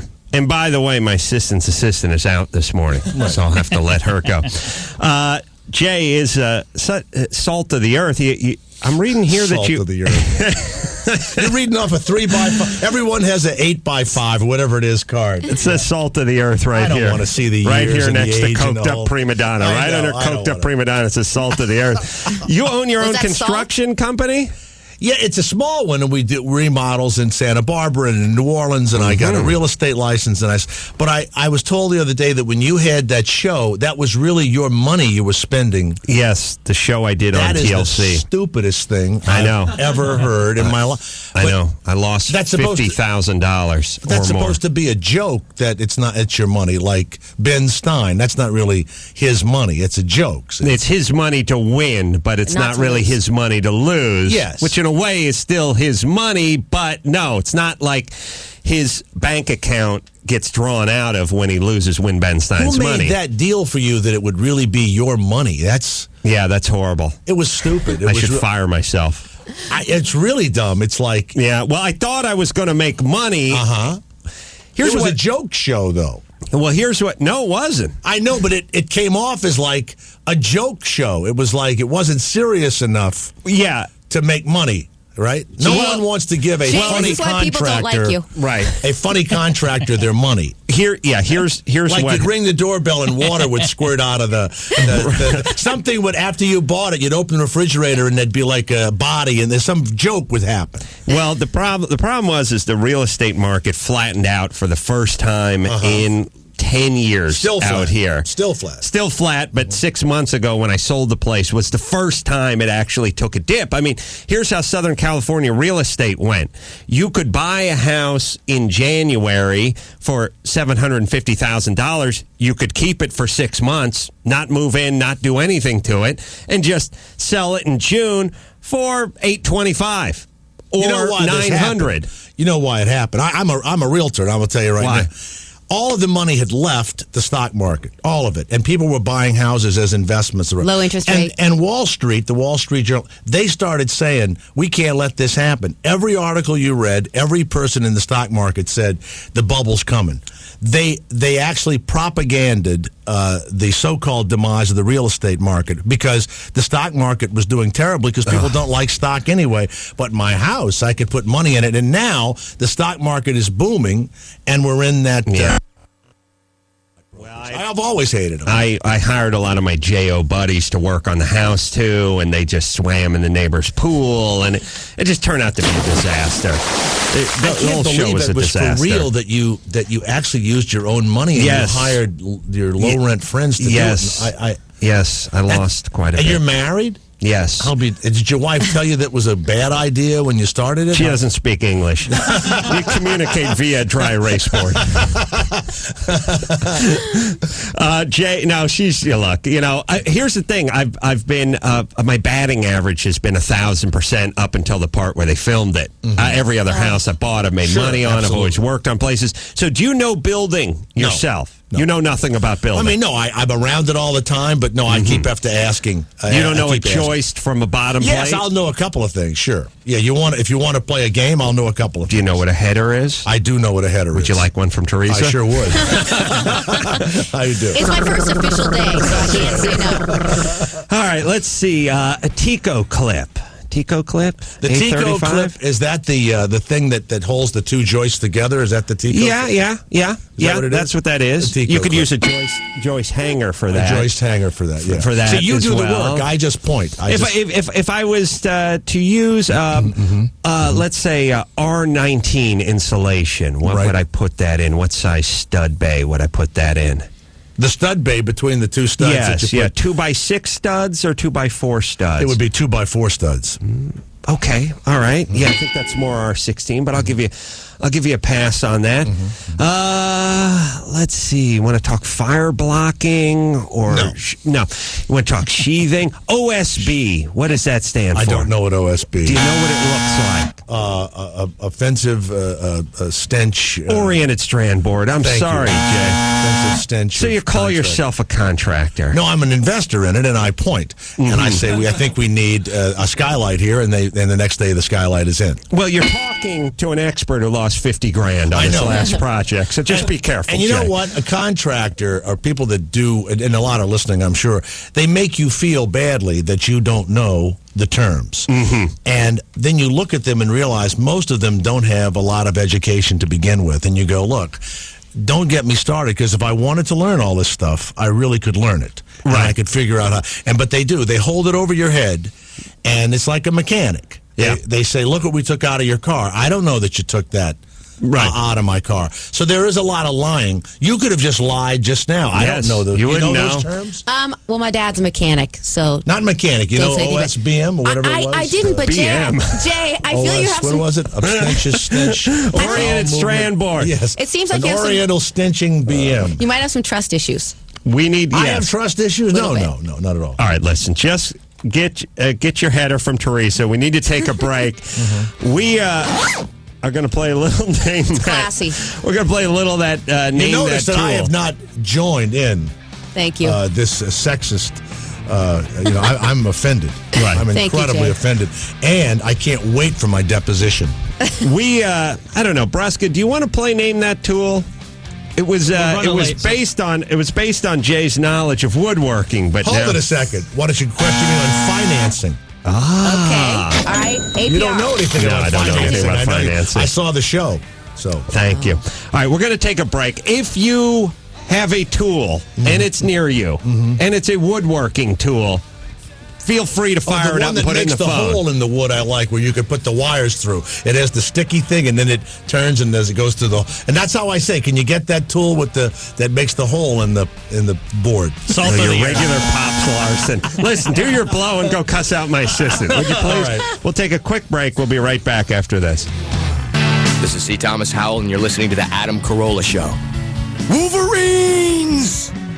Jay Thomas in studio. Oswaldo. Ozzy's going to give us his Mission Impossible review. Also, Phil Do I Leotardo. get to do one of those things? Or, hi, this is Jay Thomas. Call Adam at so-and-so. I get to do that? Yeah. Sure. We'll do that. Now we have to. We won't use it, but I know you won't. Yeah, it'll be like in another room. Brusca. Busting chops. Let me do it again. Let me try it again. Yeah. You know what? I'm sure that hurts your feelings, but... what did? Did I sound like Carolla? Yeah, it just doesn't fit your face. It's just so odd. Has a woman ever met you and before you spoke, they were sort of into you and then you spoke and they stopped being into you? Yeah, well, that's why, I tried he married her. Oh, okay. Yeah, what's the story with your face, son? I want to hear it. Wait, I think they bleeped that out, Jay. They didn't like this that. Isn't serious. No, I know, but you can't say, oh, my God, you're pleasuring me well. You're pleasuring me well. Oh, my God, your pleasure. No, not like me. Say it. I can't help it. You can't do it anymore. Okay. All right. It's what Jay's saying, I think, is that you're it's attractive. It's a compliment, right? I'm too No, but you have no life because you'll always sound like Carolla. And you also have a higher register than he has. Mm-hmm. No one ever discusses this? Has ever discussed it with you? It's come up. It's come up. Every day. It's really interesting. Every 3.5 minutes. Oh, I'm sorry. I'm sorry. Yeah. But you know what? I've always been known for the obvious. So I haven't changed a bit. Let me say this, for your insult, if that's how you intended it, either way, I compliment you. I respond with a compliment. Yes. You have one of the coolest celebrity things I've ever seen. One of the best tricks I've ever seen a celebrity do is on Letterman every year, the knocking the meatball off with the football. That's a skill. You know what? I played football in all my life, and then when I got to this high school, there were 2 or 3 All-Americans ahead of me, and I played running back and blocking back, and I never could make it on my high school team. So I went to a small college in North Carolina, and I played quarterback at this, small college, Central Piedmont. And then I got drafted by the World Football League, which was, Jesus, really? 30 years ago. Yeah. What a life. And I always have had this arm. And then a quarterback from Appalachian State introduced me to so I know football, introduced me to my wife. I know. And I've always been able to throw stuff. When I was a little kid, gangs would come in our neighborhood with bicycles, and they would throw stuff. They would bring me forward like in a Roman movie, and I'd have a rock. And here they would come, and I could throw the rock right on a guy's ankle or on the grenadier. Yes, I did that. And I've always been able to throw things. And so one night, Letterman was there with the Vinny Testaverde. And I had just bet the Jets big, like thousands of dollars in this playoff game, and I was on there, and so they can't hit the meatball. So Biff, is backstage, and I go, Biff, I can hit that thing in 2 seconds. He goes, well, you can't go back out. Your time is over. I said, well, Dave said I could. He says, you can't. And I went right, and Biff went to get me, and I ran around the thing, and I grabbed the ball, and I slammed it. And it made the front page of the newspaper, and I called my bookie and said, get every penny you can off at Testaverde. And they did. They got killed. It really hurt his career. It ruined him. Really? He never recovered from that. Like what you just did to Damashek. Yeah, that's a good point. But anyway, it was just like a spur of the moment. I just knew I could do it. And now every year you go out and do it. It doesn't take you more than 2 to get it off there, right? Someone said the other day it took you 3 or 4. I'm thinking, I hit it right on the point, Yeah. Very nerve-wracking. How far, by the way, you did give Damashek a Theismann-like injury only moments ago. But emotionally. How far is the distance that you have to cover with the throw? You would never, I would say it's about, 20 yards, something like that, 25 yards. Yeah. Look, it's always surprising and disappointing when you see the quarterbacks in the quarterback challenge and it takes them 8 tries to throw it through a tire that's 25 feet away. You're like, geez, I feel like I could make that in 3. Obviously, there are other things they do on the field. Better when someone is chasing them and they have to put it, when there's no money on the line or no game, I'm only good at throwing at a meatball. I couldn't play like a real organized, But Jay Thomas here, by the way. Jay, if this was a Disney movie, I would hypnotize you and make you think your receivers were meatballs. That's right. And you would see giant meatballs running down the field. Yeah. And it'd be great. And then eventually try to take a bite out of them in the end zone. Flubber. And it would get weird. It would be like flubber. Yes, Jay, we have a song here about Damashek. He said he sounded like me. I think we have a song about that. Great. Minnie Adam, Carolla sidekick man, Minnie Adam. It is, yeah. His mom's his biggest fan, Minnie Adam. Perfect. True, too. He's got a bald spot and a big nose. Thinks he's the best looking You don't have a guy bald on spot. the show. No, you don't have a bald spot. You are a handsome man, very but handsome. thank you. It's just it's all ruined. So be it. So my days in radio are through, and tomorrow I begin my modeling career. I have to tell you, look. Can't say sandwich right, Minnie Adam. Say sandwich, Dave. Say it. Sandwich. Born and raised Sandwich. in the Keystone State. Sandwich. Watches the Steelers while he Can you say sanguine? masturbates. Sandwich. The forthright Jay Thomas, bordering on Tourette's, in studio. Jay, we're out of time. Yes. I'm with Mork and Carla, by the way, for the record. You know what? As you can see, if you didn't have a sense of humor and you took yourself seriously, none of this would have been funny. See, none of this would have been fun. He was a good sport. Right.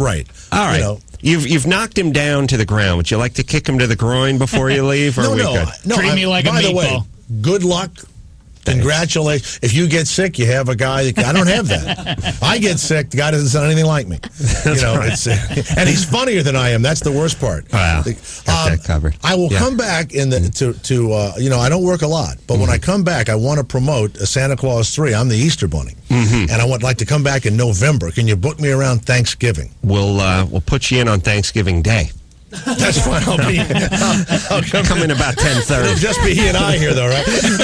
Maybe not even him. None of the full-time people. All right, Jay, and you want to just get your I'm Jay Thomas, and you're listening to Adam Carolla. You want to just do it on the air? We can save a trip to the booth. What's the phone number? Geez, that's a good question. 866-901-ADAM.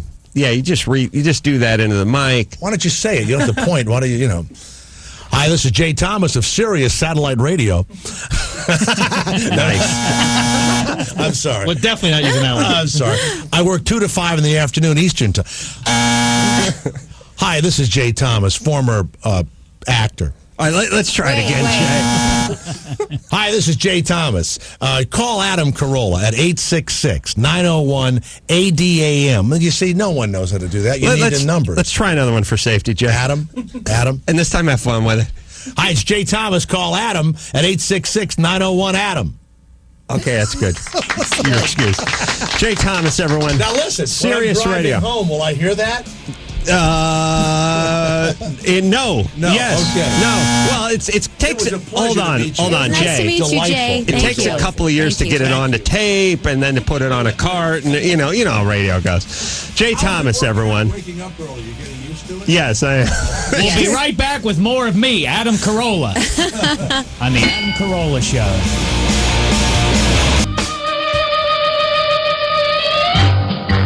How about Antonio Banderas? Antonio Banderas. Nice. How about Roberto Clemente? Roberto Clemente. Nice. Geraldo Rivera. Yeah. Said with gusto. Selma Hayek. Say that one. Salma Hayek. Hayek. Hayek. Hayek. Hayek. Hayek. Hayek. Hayek. Hayek. Hayek. Hayek. Mission Impossible. Pronounce the Hefe's name, Adam. Adam. Adam. Adam. Adam. Adam. Adam. Sorry. Ace. Thank you. Ozzy. Oswaldo Castillo in studio. Salt of the earth.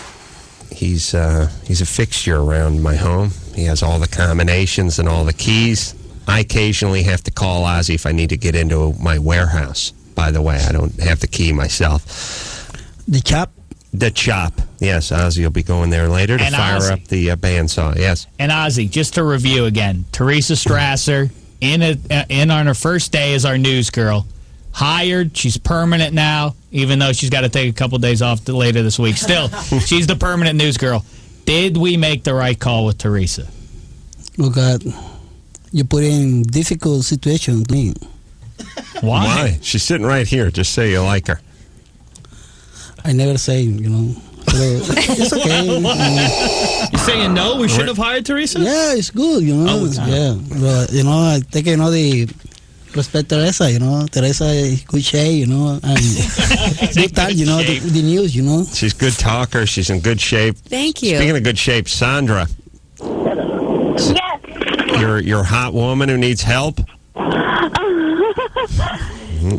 I was listening last Wednesday, and you had gone over, I think it's called the X Factor, and I tried searching for it, and I couldn't find it anywhere on your website, on Google. So I had to call you and ask you myself. How old are you? I'm 25. Uh-huh. You live in Los Angeles? I do. And you're good looking? Yeah. And you're single? Yeah. Why don't you come over here? I don't know what the X Factor is. I'm not sure what we're talking about. Is that the pole dancing class? Well, there's an S Factor dancing class also, but it's solely for hot women, and these companies hire from this agency, to work a shift or 2 or 3, 4, whatever this company would need. Whether all right, everybody who did last Wednesday's show, other than Brian, who cracks his first beer at 7:15 and is in the bag by 8 o'clock. Does anyone remember what she's talking about or what she may have been? So she was listening to another radio show? I think so.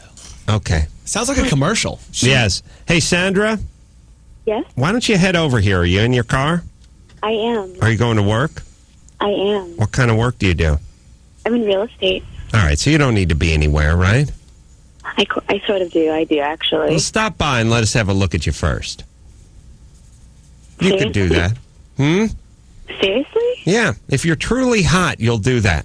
But I'm also committed to what I do. I like that in a way. And look, what do you, as a realtor, what do? You just drive around an SUV and you pound in those signs all over the place, right? I feel like someone knows who. I feel like everyone knows who I am. Am I on the radio right now? No, you're not. Oh, this is thank just God. me and you. No, really. I'm at home. Someone's calling me right now. Where and I did you think get they this know. number? No, baby. We're all alone. Now I'm going to need to see you. I'm so excited. How about you head over to my house on Wilshire in the on the Miracle Mile? Where are you right now? I'm flattered. Where are you? What city are you in?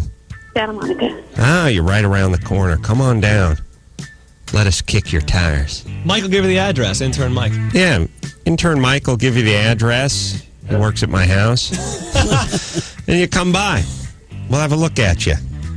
Do you know this is the first time that I've been on the radio? What happened? No, this is the first time? First time. Wow. And you're looking to meet a guy? Cherry. Is that what you were saying? No. I was wondering if you had any information on that agency. It's called the X Factor, but I can't find it anywhere. I'm trying to be really quiet so no one else hears me besides you guys. I'll show you the D Factor when you come over. All right. Thanks, Adam. Come on over. Thank you. Let's have a look at you. How about I send you a picture instead? Ah, so you're not good looking. I get it. You're a troll. No, I am. If you were truly hot, you would come over here and let us have a look at you. Good point. That's a good point. But I am, though. But I feel bad leaving. I'm such a wuss when it comes to work. I can't. What do you do? What do you do? What do you do at the real estate agency? Do you just answer phones? No, I'm a new agent. So I just started. Well, tell them you're out looking at a listing or something and come on over. Show me, baby.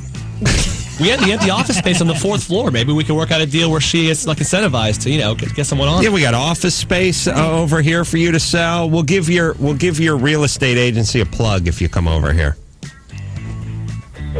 I can't believe I'm on the radio. All right, Jesus Christ! You see why we hate hot chicks? I don't think the real estate office needs her in there when she's as drunk and high as she clearly is.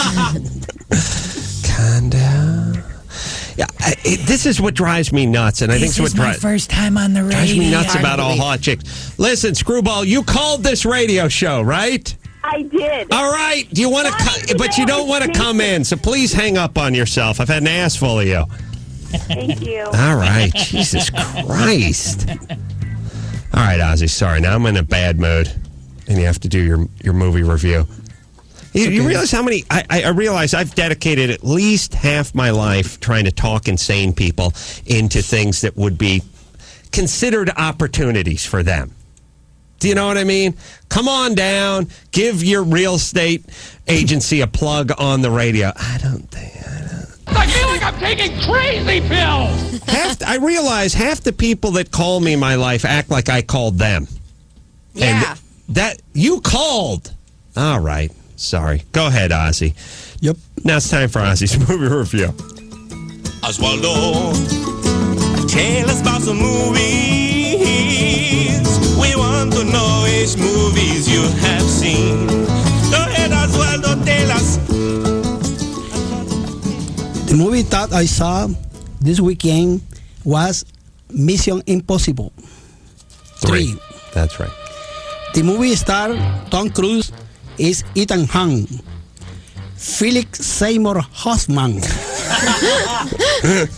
as Owen Davian. Now, from now on, you only review Philip Seymour Hoffman movies. That's my new rule. What is his name? Felix Seymour Hoffman. Felix. Wow. Felix Seymour Hoffman. Hosman. Hosman is something you do on a fire truck. This is the Hope Diamond of names. Hoffman. Yes. Hoffman. All right. As Owen Davian. As Owen Davian. Mm-hmm. Vin Rames is Luther Strinkel. Hold on. Ving Rames is Luther Strickle. Right. Billy Crudup. Who? Crudup. Crudup? Crudup. Wait a minute. Say his name again. Billy Crudup. As Agent John Musgrave. Hold on a second. Crudup. Crudup. Crudup. Crudup. It's not ducked. Crudup. Crudup. Here's the thing that always interested me about Ozzy. I know I bring it up every time he comes to the show. I can say it his way. I could say Cruduct, but it's Crudup. Crudup. No. Crudup. Crudup. Crudup. All right, Crudup. That's close. We'll just call it.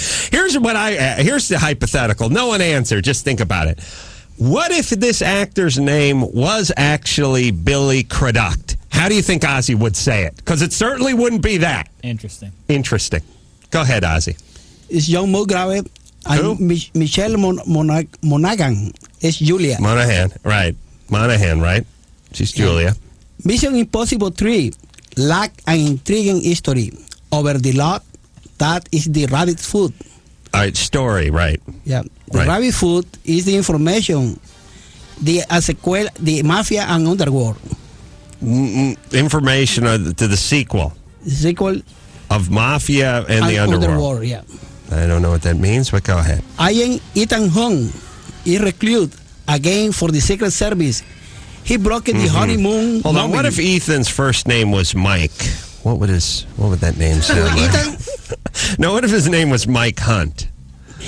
Did you see? Yeah, let's just say Agent Mike Hunt. Okay? Go ahead. Okay. Yep.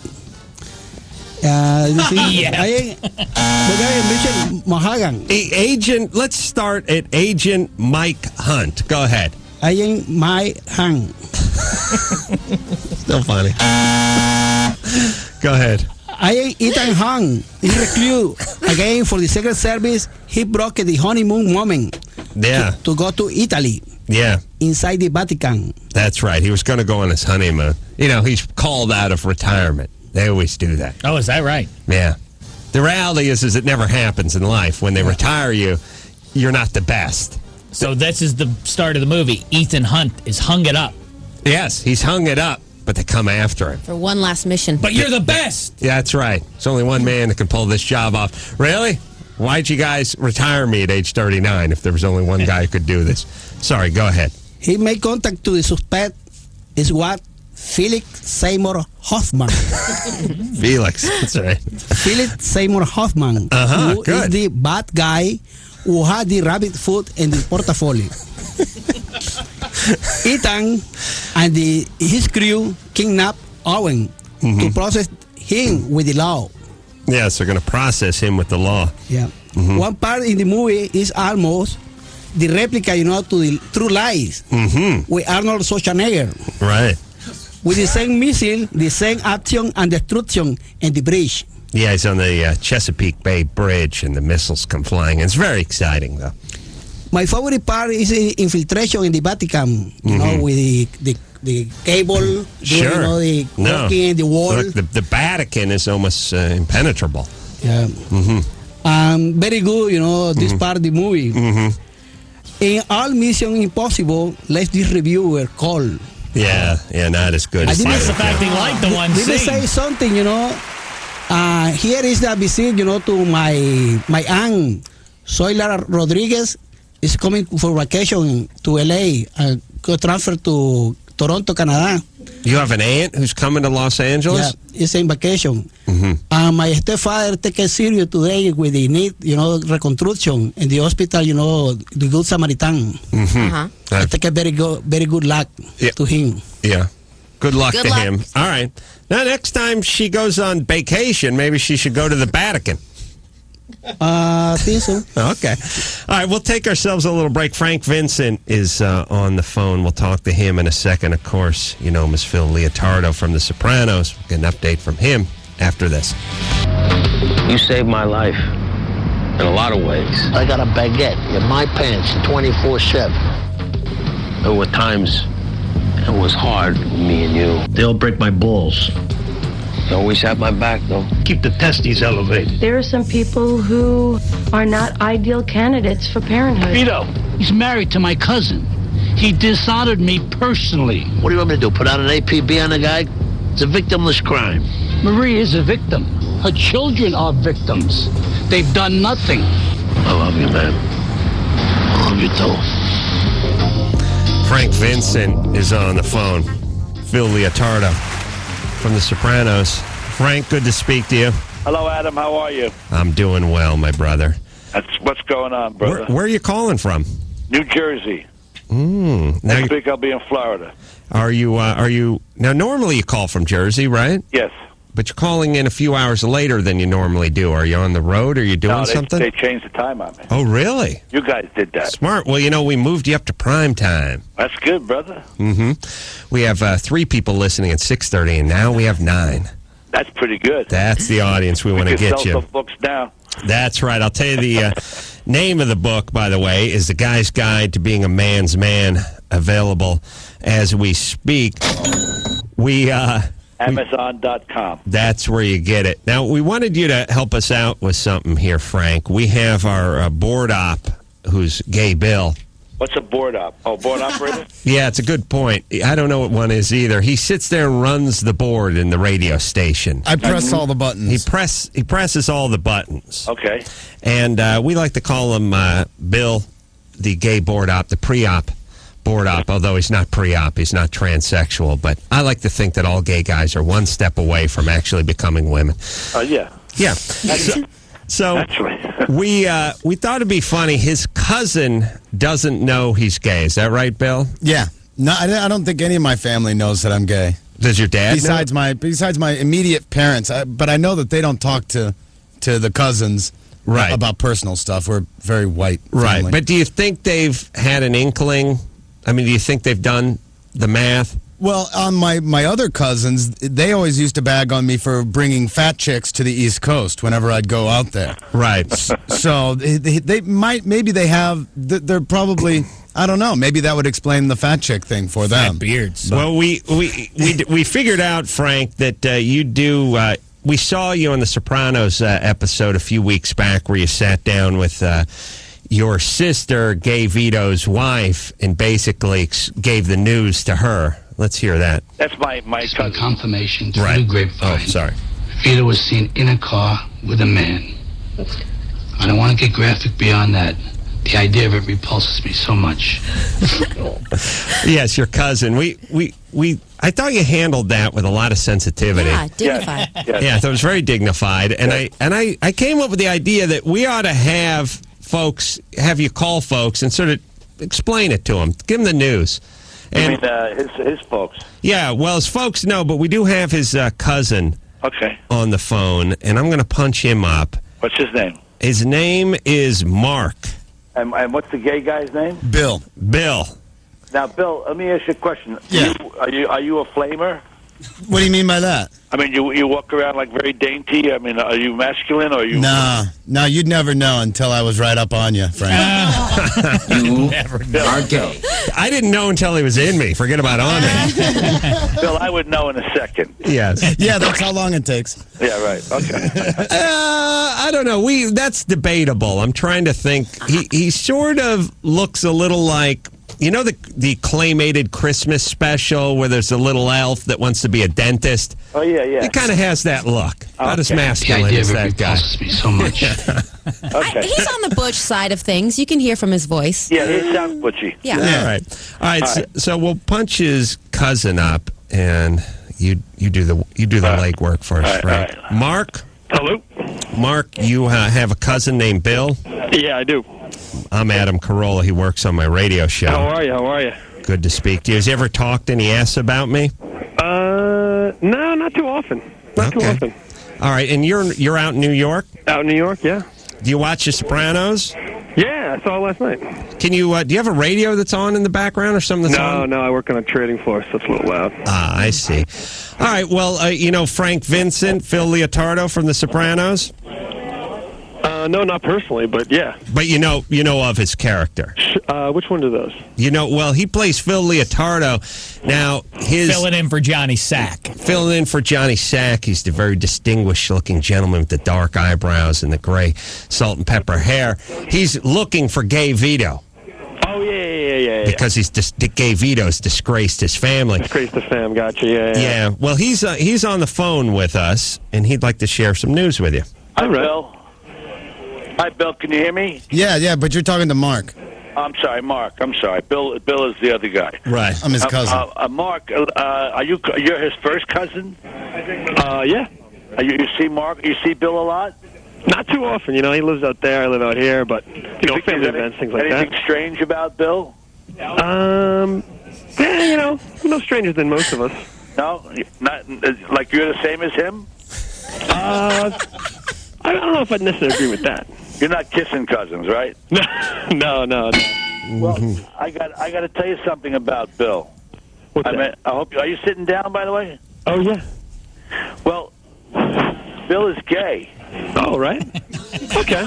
It's okay with you? Yeah, that's fair. Did you know he was gay? No. You didn't? No. You had no idea? I had no idea. He's gaying off right now, by the way. I'm looking at him through the window. Go home and get your fucking shine box. Are you going to tell everybody? No, I don't care. No big deal. Go ahead, tell everyone. Tell Mara. Tell Uncle Bill. That's pretty funny. Tell Uncle Bill. Tell Buffy. Tell Mrs. Beasley. Tell them all. Little family affair reference there. Yeah. You can't say that. Oh, it's right. It's finally getting into your brain. It's now, sinking right? in. Oh my god. Yeah, well, I wonder how his old man's gonna take it. He already knows. He knows. Oh yeah. Yeah, killed himself years ago. He's under suspicion too. All right, so Mark, are you reeling? Are you okay? My heart's beating a little bit. I don't really know what to say. I mean, I live in the village, so I'm used to seeing all that kind of thing. I got a few pals like that, so sure. Well, your cousin was seen with a guy the other night. In what? Well, I can't. The idea repulses me. Was he in the biker outfit or no? Well, he had a little hat on. He had a little biker hat on, yeah.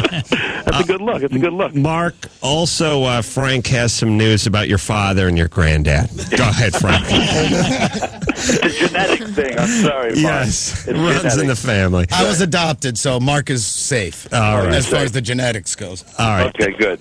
So, Mark, we'll leave you alone with your feelings. Right. Thank you for playing along. That's fascinating stuff. Thanks, fellas. All right. Tell the rest of the family. Frank, that was nice work. Thanks, pal. I'd like to, I'd like to sort of offer that up as a service. Anyone who's listening, who's gay, who wants to tell a family member. You did a good job. Yeah, let Frank Vincent do the dirty work. I'll do it. I mean, that's what Phil does. Wait till Phil finds Vito. It's going to be a lot of fun. You're really going to have a lot of fun. Oh, he is going to find Vito. Well, if he does. If he does. Now you're backtracking. Whoops. Let me explain what just happened there. Uh-huh. What just happened there is, once in a while you're going to tip the parking valet and you reach in your pocket and you think there's a 5 crumpled up in there, but you pull out a 20. Yep. And he spotted it. Yes, and now you have to give it to him. That's what just happened there. Phil Leotardo will find Gay Vito. Now go home and get your fucking shine box. and don't forget the T-shirts. That's right. Also, the DVD, This Thing of Ours, starring Frank. James Caan is also in that. Frank, nice work. Great, Thank you, partner. Great to have you as usual. We'll see if we can line up another Patsy for you to drop the hammer on next week. Frank Vincent, everyone.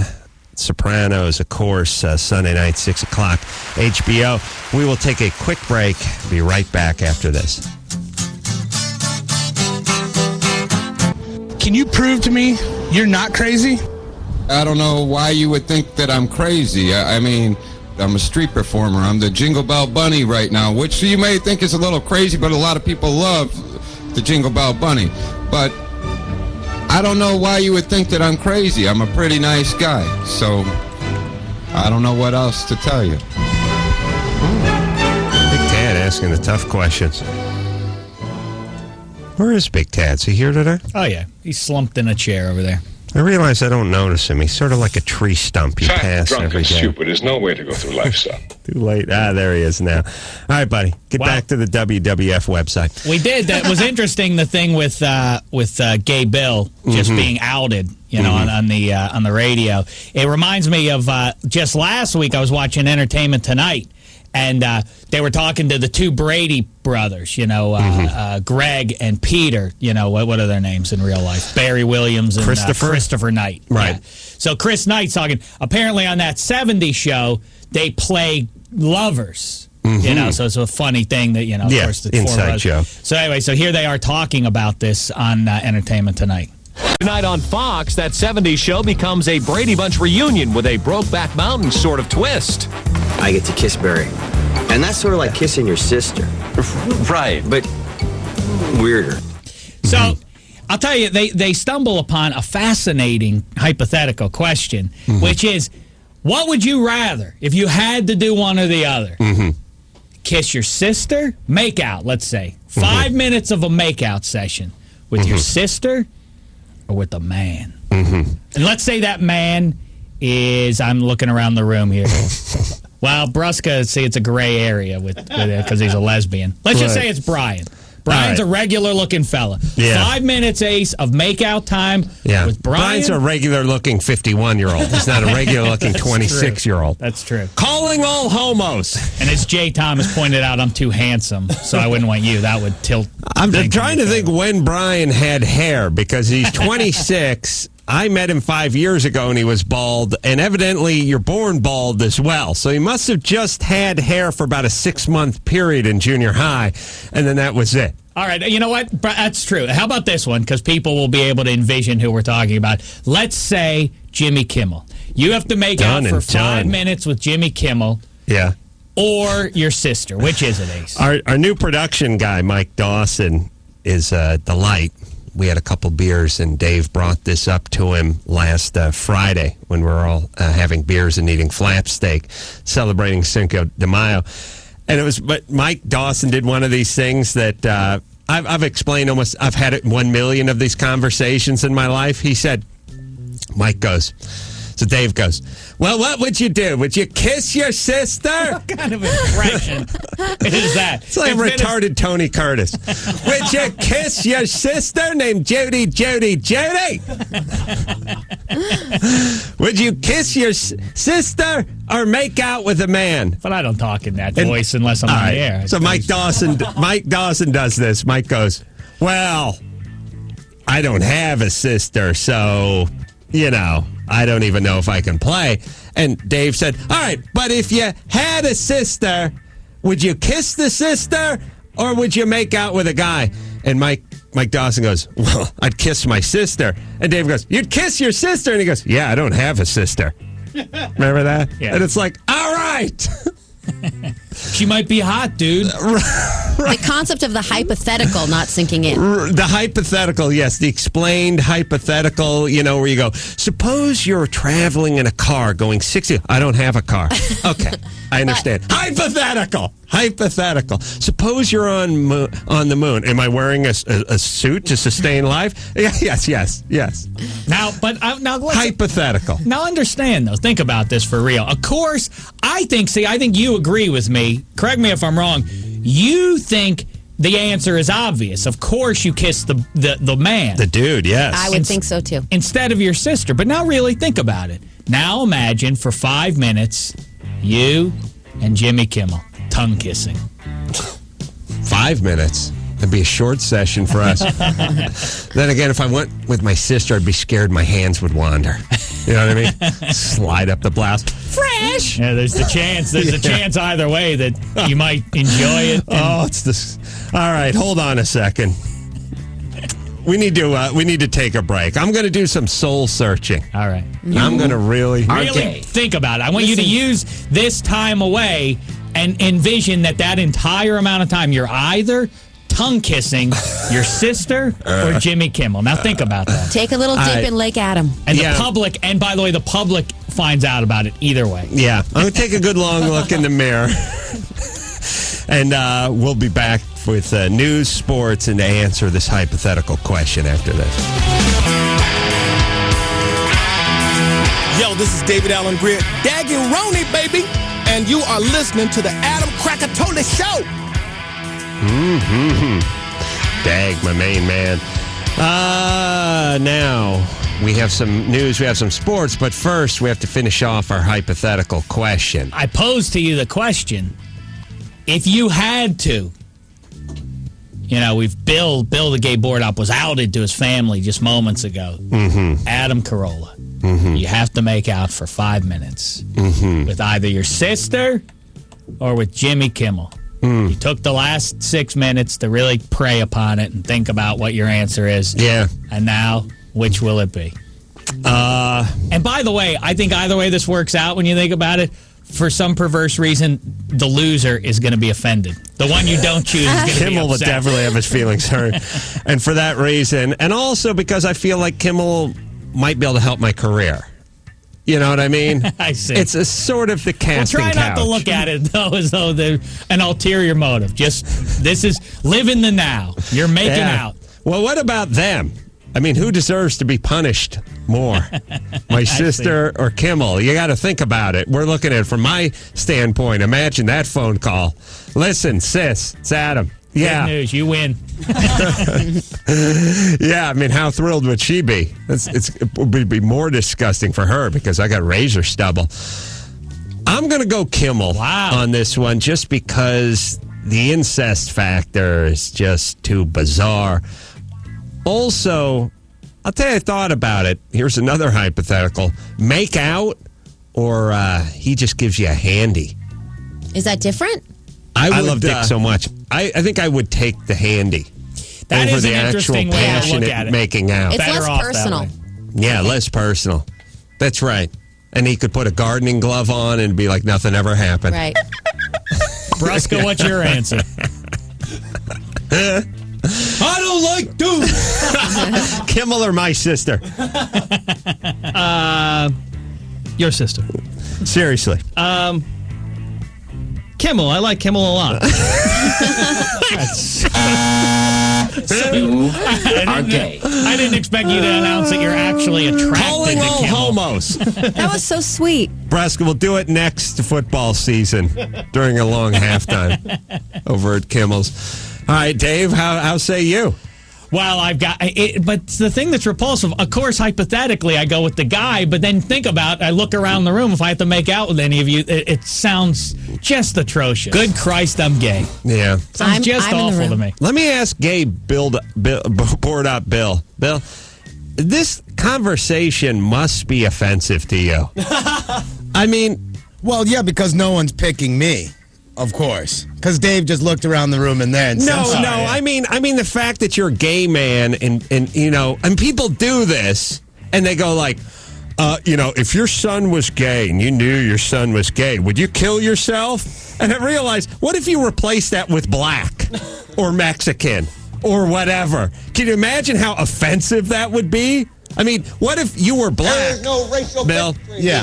Maybe instead of just raping black men, if you were actually black and we were saying like, hey, Phil Leotardo, if your son was black, would you kill yourself? I mean, it would be horribly offensive. Shouldn't this be offensive to you? It should be, but in a way that I know that I can get under your skin without actually getting under your skin. It sort of evens out. It's sort of a push. Mm-hmm. That, yeah, in one way it is sort of denigrating to gays, but in another way it's sort of like we have that much power. Yeah. So Bill is going to push himself under your skin, in other words. All right. I'm your heroine, baby. Here's what I say, though. But actually, I think this is why I am the antithesis of homophobic, because I can take 15 seconds out of my life. This is all any man needs to do. Take 15 seconds out of your life and think to yourself, make out with a guy. Think about making out with a guy. And in all, if you're a straight guy, as guys purport to be who are homophobes and stuff, if you're a straight guy, you will think of that and you'll think that does not interest me at all. And in fact, it's a little repulsive to me. Therefore, who would do that unless it was their actual attraction? These people, the homophobes of the world, the imbeciles, the rednecks who say gays are something, they're doing it as an attack on their parents, you know, or they're crazy. Who would do that unless it was their actual desire? And how dare the government tell those people that they shouldn't be doing it? Right. What you're saying is, the more you know, you're saying it must be nature. Right. And not nurture, because it has to be at the core of your spine. Otherwise, you would vomit all over your penis. Just as you think about a woman. Your partner's penis. Right? But I wonder if way, you can't fake that. Right. Do you think Bill is grossed out by the notion of making out with a woman? No, because gay men are like women. You making out with a woman is fine with isn't so bad for a woman. No. It's the guy thing for some reason. All right. So, check. Then make out with who? Jimmy Kimmel? A man, but I don't want to think of who the man is, though. I don't want to. If I put a face to it, it makes it harder for me. All right, so Brusca, you're making out with a dude. I'm making out with a dude. Maybe we should do a three-way and just get it over with. That thing where I'll put our tongues in the middle. Calling all homos. If I can fondle Brusca's bosom while I'm doing it, it might soften the blow. Well, hard not to. If you don't mind a little lactating, be my guest. All right, let's push forward now that we have our pressing answer and start with Teresa Strasser, our new permanent news lady with the news. Thank you. There's a new criminal on the FBI's 10 most wanted list. Polygamous leader Warren Jeffs is accused of arranging marriages between underage girls and older men. He's also wanted for charges of sexual contact with a minor. The FBI hopes a new $100,000 reward will lead to the capture of the polygamist. Yeah, these guys are delights. The guys who marry 50 wives and have 180 kids, and half of them are on the dole, and then they explain that this is a religious rite. They're nut jobs. All these guys are one step. They're the very close cousin to the cult leaders, which is all about nailing young people. You start a cult, you have a religion. It always can be distilled down to bring me your 13-year-old daughter so I can bang away on her. The polygamists always go that route. It's like, here's what you do. Geez, I don't want to marry the same broad and watch her get old. I'd like a fresh 14-year-old to enter the mix every other year. Hey, let's make a religion. Fantastic. Right. God told me. Yeah, God told me. Yeah. Fantastic. Where's the 14-year-olds? Let's go. Speaking of bad marriages, in entertainment news, Mary Jo Buttafuoco was on Oprah Friday, responding to Amy Fisher's recent admission that she lied about Joey Buttafuoco asking her to shoot his wife. I remember that you had told me, and you believed so fervently that your husband, your ex-husband, had not told her to shoot you. So I've topical, by the way. You've always maintained that. Short 14 and now years. She says that is true. Yeah. She's finally admitting what I've always known in my heart, but what a lot of people have said, you're an idiot woman because how can you not know? How could you not know? And I said, well, I did know he had nothing to do with this. I just knew it in my heart because I knew the man for 30 years. I know they're doing all these interviews on the entertainment shows. When did this become news again? Well, it was reinvigorated when Amy Fisher and Joey Buttafuoco were interviewed together for the first time, I think, But on what brought ET. that on is the question. These people always have a book or something that brings it back to the forefront. Well, it doesn't get... Look, this is why Europe hates us. By the way, they see Joey Buttafuoco walking around in his two-stage fro mullet, his frolet. And the only thing worse than the mullet is the fro mullet. If you go back to 1992 or whenever this thing happened and you see those old pictures of him leaving his transmission shop or his body shop with his fro mullet, it is the funniest thing in the world. So to see these now, first off, her contention is I've had plastic surgery and I've changed my name so I can start a new life. Really? You're doing a 19-part series on prime time about shooting the guy with the frolet's wife. And by the way, the plastic surgery you had was a nose job. You used to have a fat nose, now you have a nice nose. I don't think that's the disguise. It's like saying I had a boob job to disguise my personality. I mean, please. She's doing interviews, and then he sits there with a straight face and says, I never had sex with her. That's the comedy. The comedy is the former owner of the Frolet sits there, and then his wife, and by the way, where do these women come from? His new wife sits next to him and says, she was high on drugs, so she's lying about what goes on. Look, here's the other thing. I explained to my wife I did plenty of drugs, too. It doesn't mean I think I banged Morgan Fairchild throughout the 90s. You know, this idea that people are high on drugs, so don't listen to them. They just make stuff up. Look, plenty of people do plenty of drugs. They don't think they have affairs with guys with frolets who own body shops. Of course he was banging her, and he's really insane if he wasn't banging her, in which case he was just hanging out with a 16-year-old. Who happened to be a prostitute. Yeah, she's an old Fender gal herself. They probably talked to Bondo. Jesus Christ. Well, all right, please, let's stop talking about it. Okay, moving on. According to British tabloids, Kevin Federline admits he would love to have a three-way with Britney Spears and actress Jessica Alba.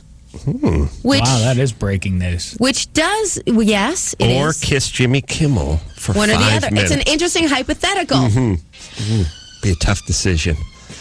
Three-way with Alba and Britney Spears, or make out with Kimmel for 5 minutes. I got to do some thinking on that. Yeah, work it out. I'm Teresa Strasser, and that is the news. It's time for Dave Damashek's number one sports. Number one sports. Do it, Dave. Well, Teresa, you're through day one doing your news duties, and all I can say is there's only one way to go, and that's up. No. You didn't like the breaking news about the Alba three-way? You were dynamite. Here's breaking news. The Lakers have just traded Smush Parker for Raja Bell. I wish. Raja Bell shut down Kobe in the second half. I don't want to relive the whole thing from Saturday night. Of course, Phoenix Suns fans on cloud nine, but in L.A., everyone depressed about what happened. The embarrassment, the atrocity. Kobe was so bad in the second half, he had to buy his wife more jewelry. I'll tell you, when I explained to the good citizens of Los Angeles through an interpreter that the Lakers had lost, they were crestfallen. Well, L.A. still has hope. If they'd like to see the good name of L.A. basketball restored, they must put their hopes in those of the in the hands of the L.A. Clippers, our best team in this city. And it would have been fun to see the Lakers and Clippers play each other, but it's still going to be dynamite. Phoenix and the Clippers, 7:30 tonight. Game 1. Maggette, The Matrix, Brand, Nash, ooh la la. They're the L.A. Clippers. They're finally kicking ass, oh yeah. It took them so long not to suck. Oh man, they sucked. All right, here's something else to boost your spirits. You know, you're down about what the Lakers did and everything, but I had a great time yesterday. It's only May, but, you know, I know you get down, Ace, about baseball season being too long. The game didn't have great import, but I got into the automobile with my lady friend yesterday. We headed the Chavez Ravine. The sun was out. There were no clouds out, however. They handed everybody at the ball yard a cap. That's Blue right. Dodgers had the newly refurbished Chavez Ravine, Dodger Park. Ate the Dodger dogs, drank beer, ate garlic fries. The Dodgers slaughtered the Milwaukee genuine drafts, and it was a fantastic day all the way around. That's right. It's an Head out outing. to the ball yard. It's an outing. That's right. Now, the NL West is heating up ever so slightly. As I say, Dodgers are winners. They swept the series. Padres, meantime, have reeled off 8 straight. Arizona Snakes. Hold on, Dodgers sweep the series. That's right. What are they now? They're 2 games under. They two needed games they under needed 500. to make a little run here. And I said 132 more games to get back to 500, boys. If you're listening now, or in the next few months is the time to make the move. That's right. That's now, right. Speaking of making the move, Brusca is giving me I got to hurry up crap again. Right. Sweet Jesus. Hey, I got Brusca. it too. All right, sitting in last place, the Giants. Barry the Creep Bonds hit number 713 last night, and what a great fella he is. Turns out the guy who caught the ball, Bonds refused to sign it. Turns out that the guy is a U.S. soldier. He's an airman. I'm bigger than you. Battle. You defend our nation. I hit these home runs. I'm bigger than you. Beat it.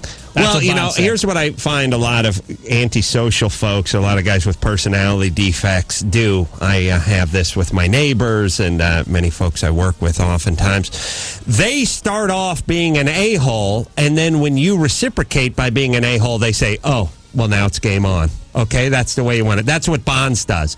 He's an a-hole, and the fans have finally caught up to him and said, all right, listen, if you're going to act like an a-hole, we're going to treat you like an a-hole. And now his attitude is, well, if you're going to treat me that way, screw you. I'm not going to stand for being booed. There's a lot of people who go through life this way, which is they punch you, you punch them back, and they go, oh, so you hit me. No, you hit me first. These are the people that honk on you and flip you the bird, and then when you honk back, now they're irate. Mm-hmm. How dare you? He started it, and we're just finishing what he started. That's right. Dave Damashek's #1 sports. Look how delighted he is. His bosoms are shaking. He says he's on cloud 9. Junior circuit. That's enough. Dave Damashek's #1 sports. We get it. There was some baseball and some basketball. We didn't even get the Stanley Cup playoff action, though. Some hockey, blah, blah, blah. It's a great show. A lot of fun. Bruska is beat red. He's so happy with himself. We need to take ourselves a little break. Perez Hilton, he's the guy from the Hollywood Gossip. He's the columnist. He's got the website, the Hollywood Gossip. He's going to come in here and dish the dirt on all the celebrities. So we'll get to the bottom of that with him after this. Turn up your radio. Ugh. Why are we playing this horrible song? Dirty laundry. He's going to dish the dirt.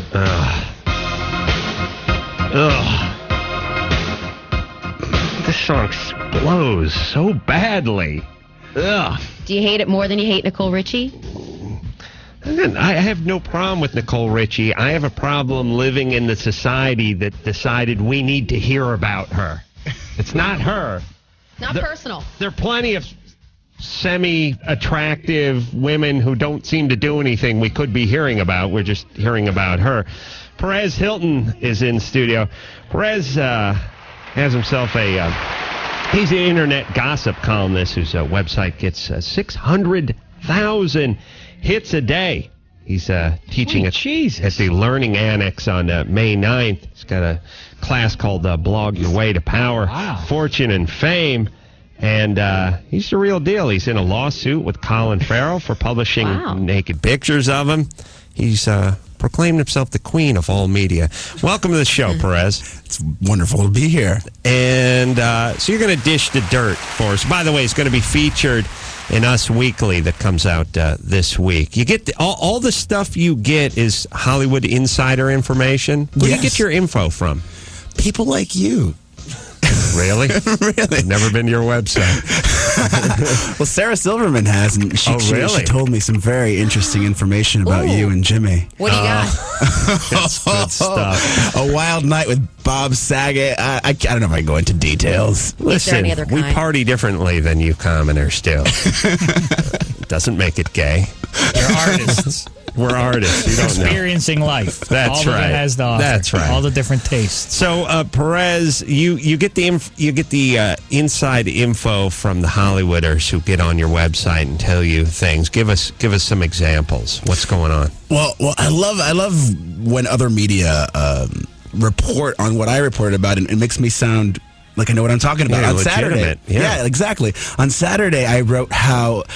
Allegedly, but not allegedly, it's been factually reported now, the Scientologists were going to the ArcLight cinemas on Sunset and buying tickets to Mission Impossible 3 by the droves. And people weren't really believing it on my site. And then yesterday, the LA Weekly's columnist Nikki Fink reported the same thing. And she confirmed it.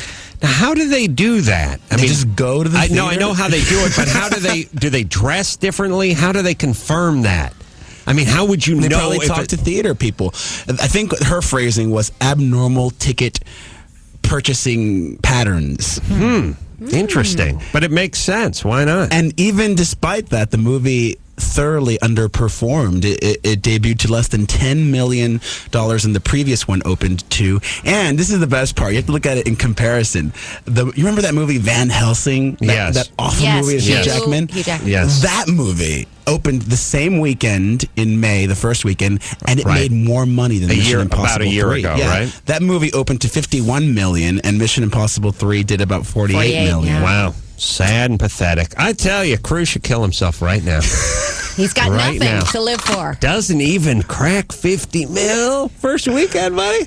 Come on, it's time to squeeze the trigger. He'll never work again. That's right. He's out. Tom who? Who? I don't know who he is. Yeah, he'll be doing regional theater in just a couple of months. You're right. He'll be doing Annie Get Your Gun. That's too gay for Tom.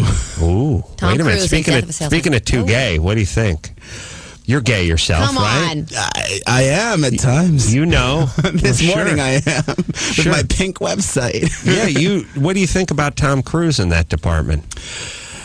Well, I was just on this Dateline NBC special last night about Tom Cruise and Scientology, and one of the things that they investigated, which they cut out of the special, I think their legal department made them take it out, was the new head of Scientology, I forget his name, is rumored to be having an affair with Tom Cruise. The new head of Scientology is like a buff dude, single, youngish, and a lot of people talk about how they may be getting it on. By the way, Scientologists are the most litigious group, so we should say... Yeah, allegedly. It's all allegedly. Sure. There's a reason why I didn't make it onto the NBC show. Right. Evidently. Who else do you have any dirt on? Well, Nicole Richie is, you don't like hearing about her, but a lot of my readers do. Sure. And, Huge. I have a little nickname for her I call her Baby Zahara. Because she's, she's after Angelina Jolie's baby. Yes, and she came up to me yesterday at the Coffee Bean on Sunset in Fairfax, and she came directly towards me, and she's like, "Do I have zombie hands?" You said she had zombie hands on your website. I said it on the site, and then she's like, "Call me anorexic to my face." Wow. Yeah, I'm like. Bitch fight. So I didn't want to lie to her, so I managed to skillfully avoid answering her question, and I was like, let's just hug it out. You figure a lot of celebrities go on your website, read the dirt. A lot of them, and I'm surprised at who. I love that, like, a lot of straight male celebrities read my website. Like, I know that Steve-O reads my site. Oh, sure. He's an A-lister. I know Dave Navarro reads my site. He actually has his own blog, Dave Navarro does, and he mentioned my site on his, and just was kind of funny. What a time we're living in. Isn't it? Yeah. That's why I'm going to kill myself. We got to take ourselves a break. Perez Hilton here. His website, perezhilton.com. Celebrity or not, you should go visit it and join the 600,000 hits. It's fun. Oh, yeah? A lot of pictures. I enjoy it. 600,001. I'm looking at it as we speak. We'll take a quick break. We'll be right back with a little more Hollywood gossip after this. This is Quagmire. You're listening to the Adam Carolla Show. Perez Hilton in studio, perezhilton.com. Hollywood's most controversial website. Little time left, so let's do some dishing. All right, I'll bang it out. My good friend Tori Spelling got married on Sunday on a private island in Fiji. Yes, I hear she did wear white. Her parents were not there. They haven't even met the groom yet.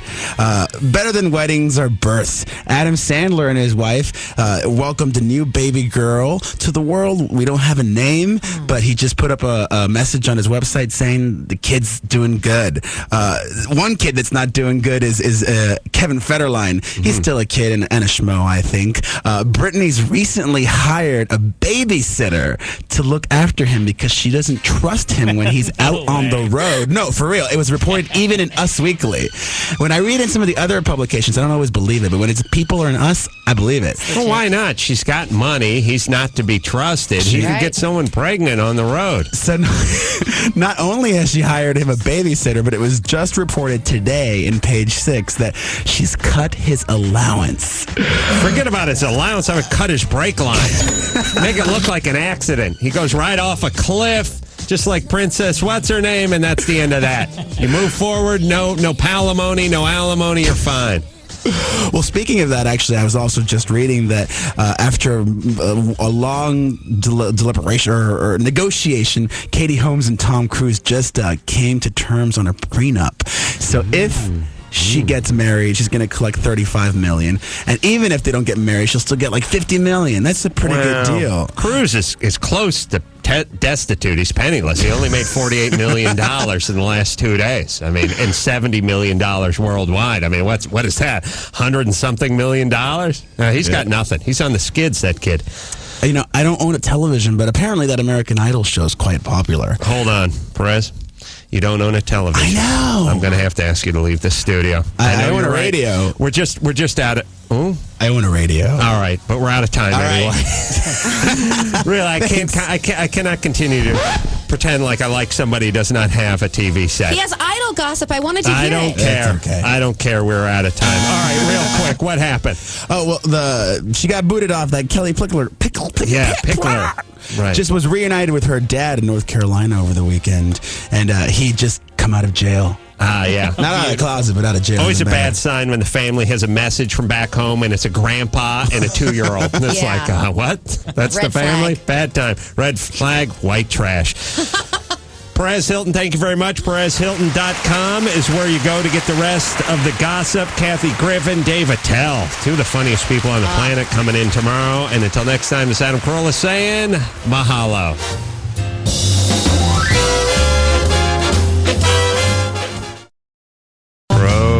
Flowers. My favorite. Mother's Day coming up this Sunday, everybody. Let's not get caught with our pants down, people. 1 dozen roses, $29.99. Or 2 dozen roses, $10 more. I'm not great at math, but even I know that's just $39.99 for 2 dozen roses. Either bouquet, either one you order, you get free chocolate truffles. And a free glass vase. Such a deal. But only if you use my name, Adam. So, let's review. ProFlowers, proflowers.com. Free chocolate truffles, free glass vase, dozen roses, $29.99. 2 dozen roses, $39.99. Vase, truffles.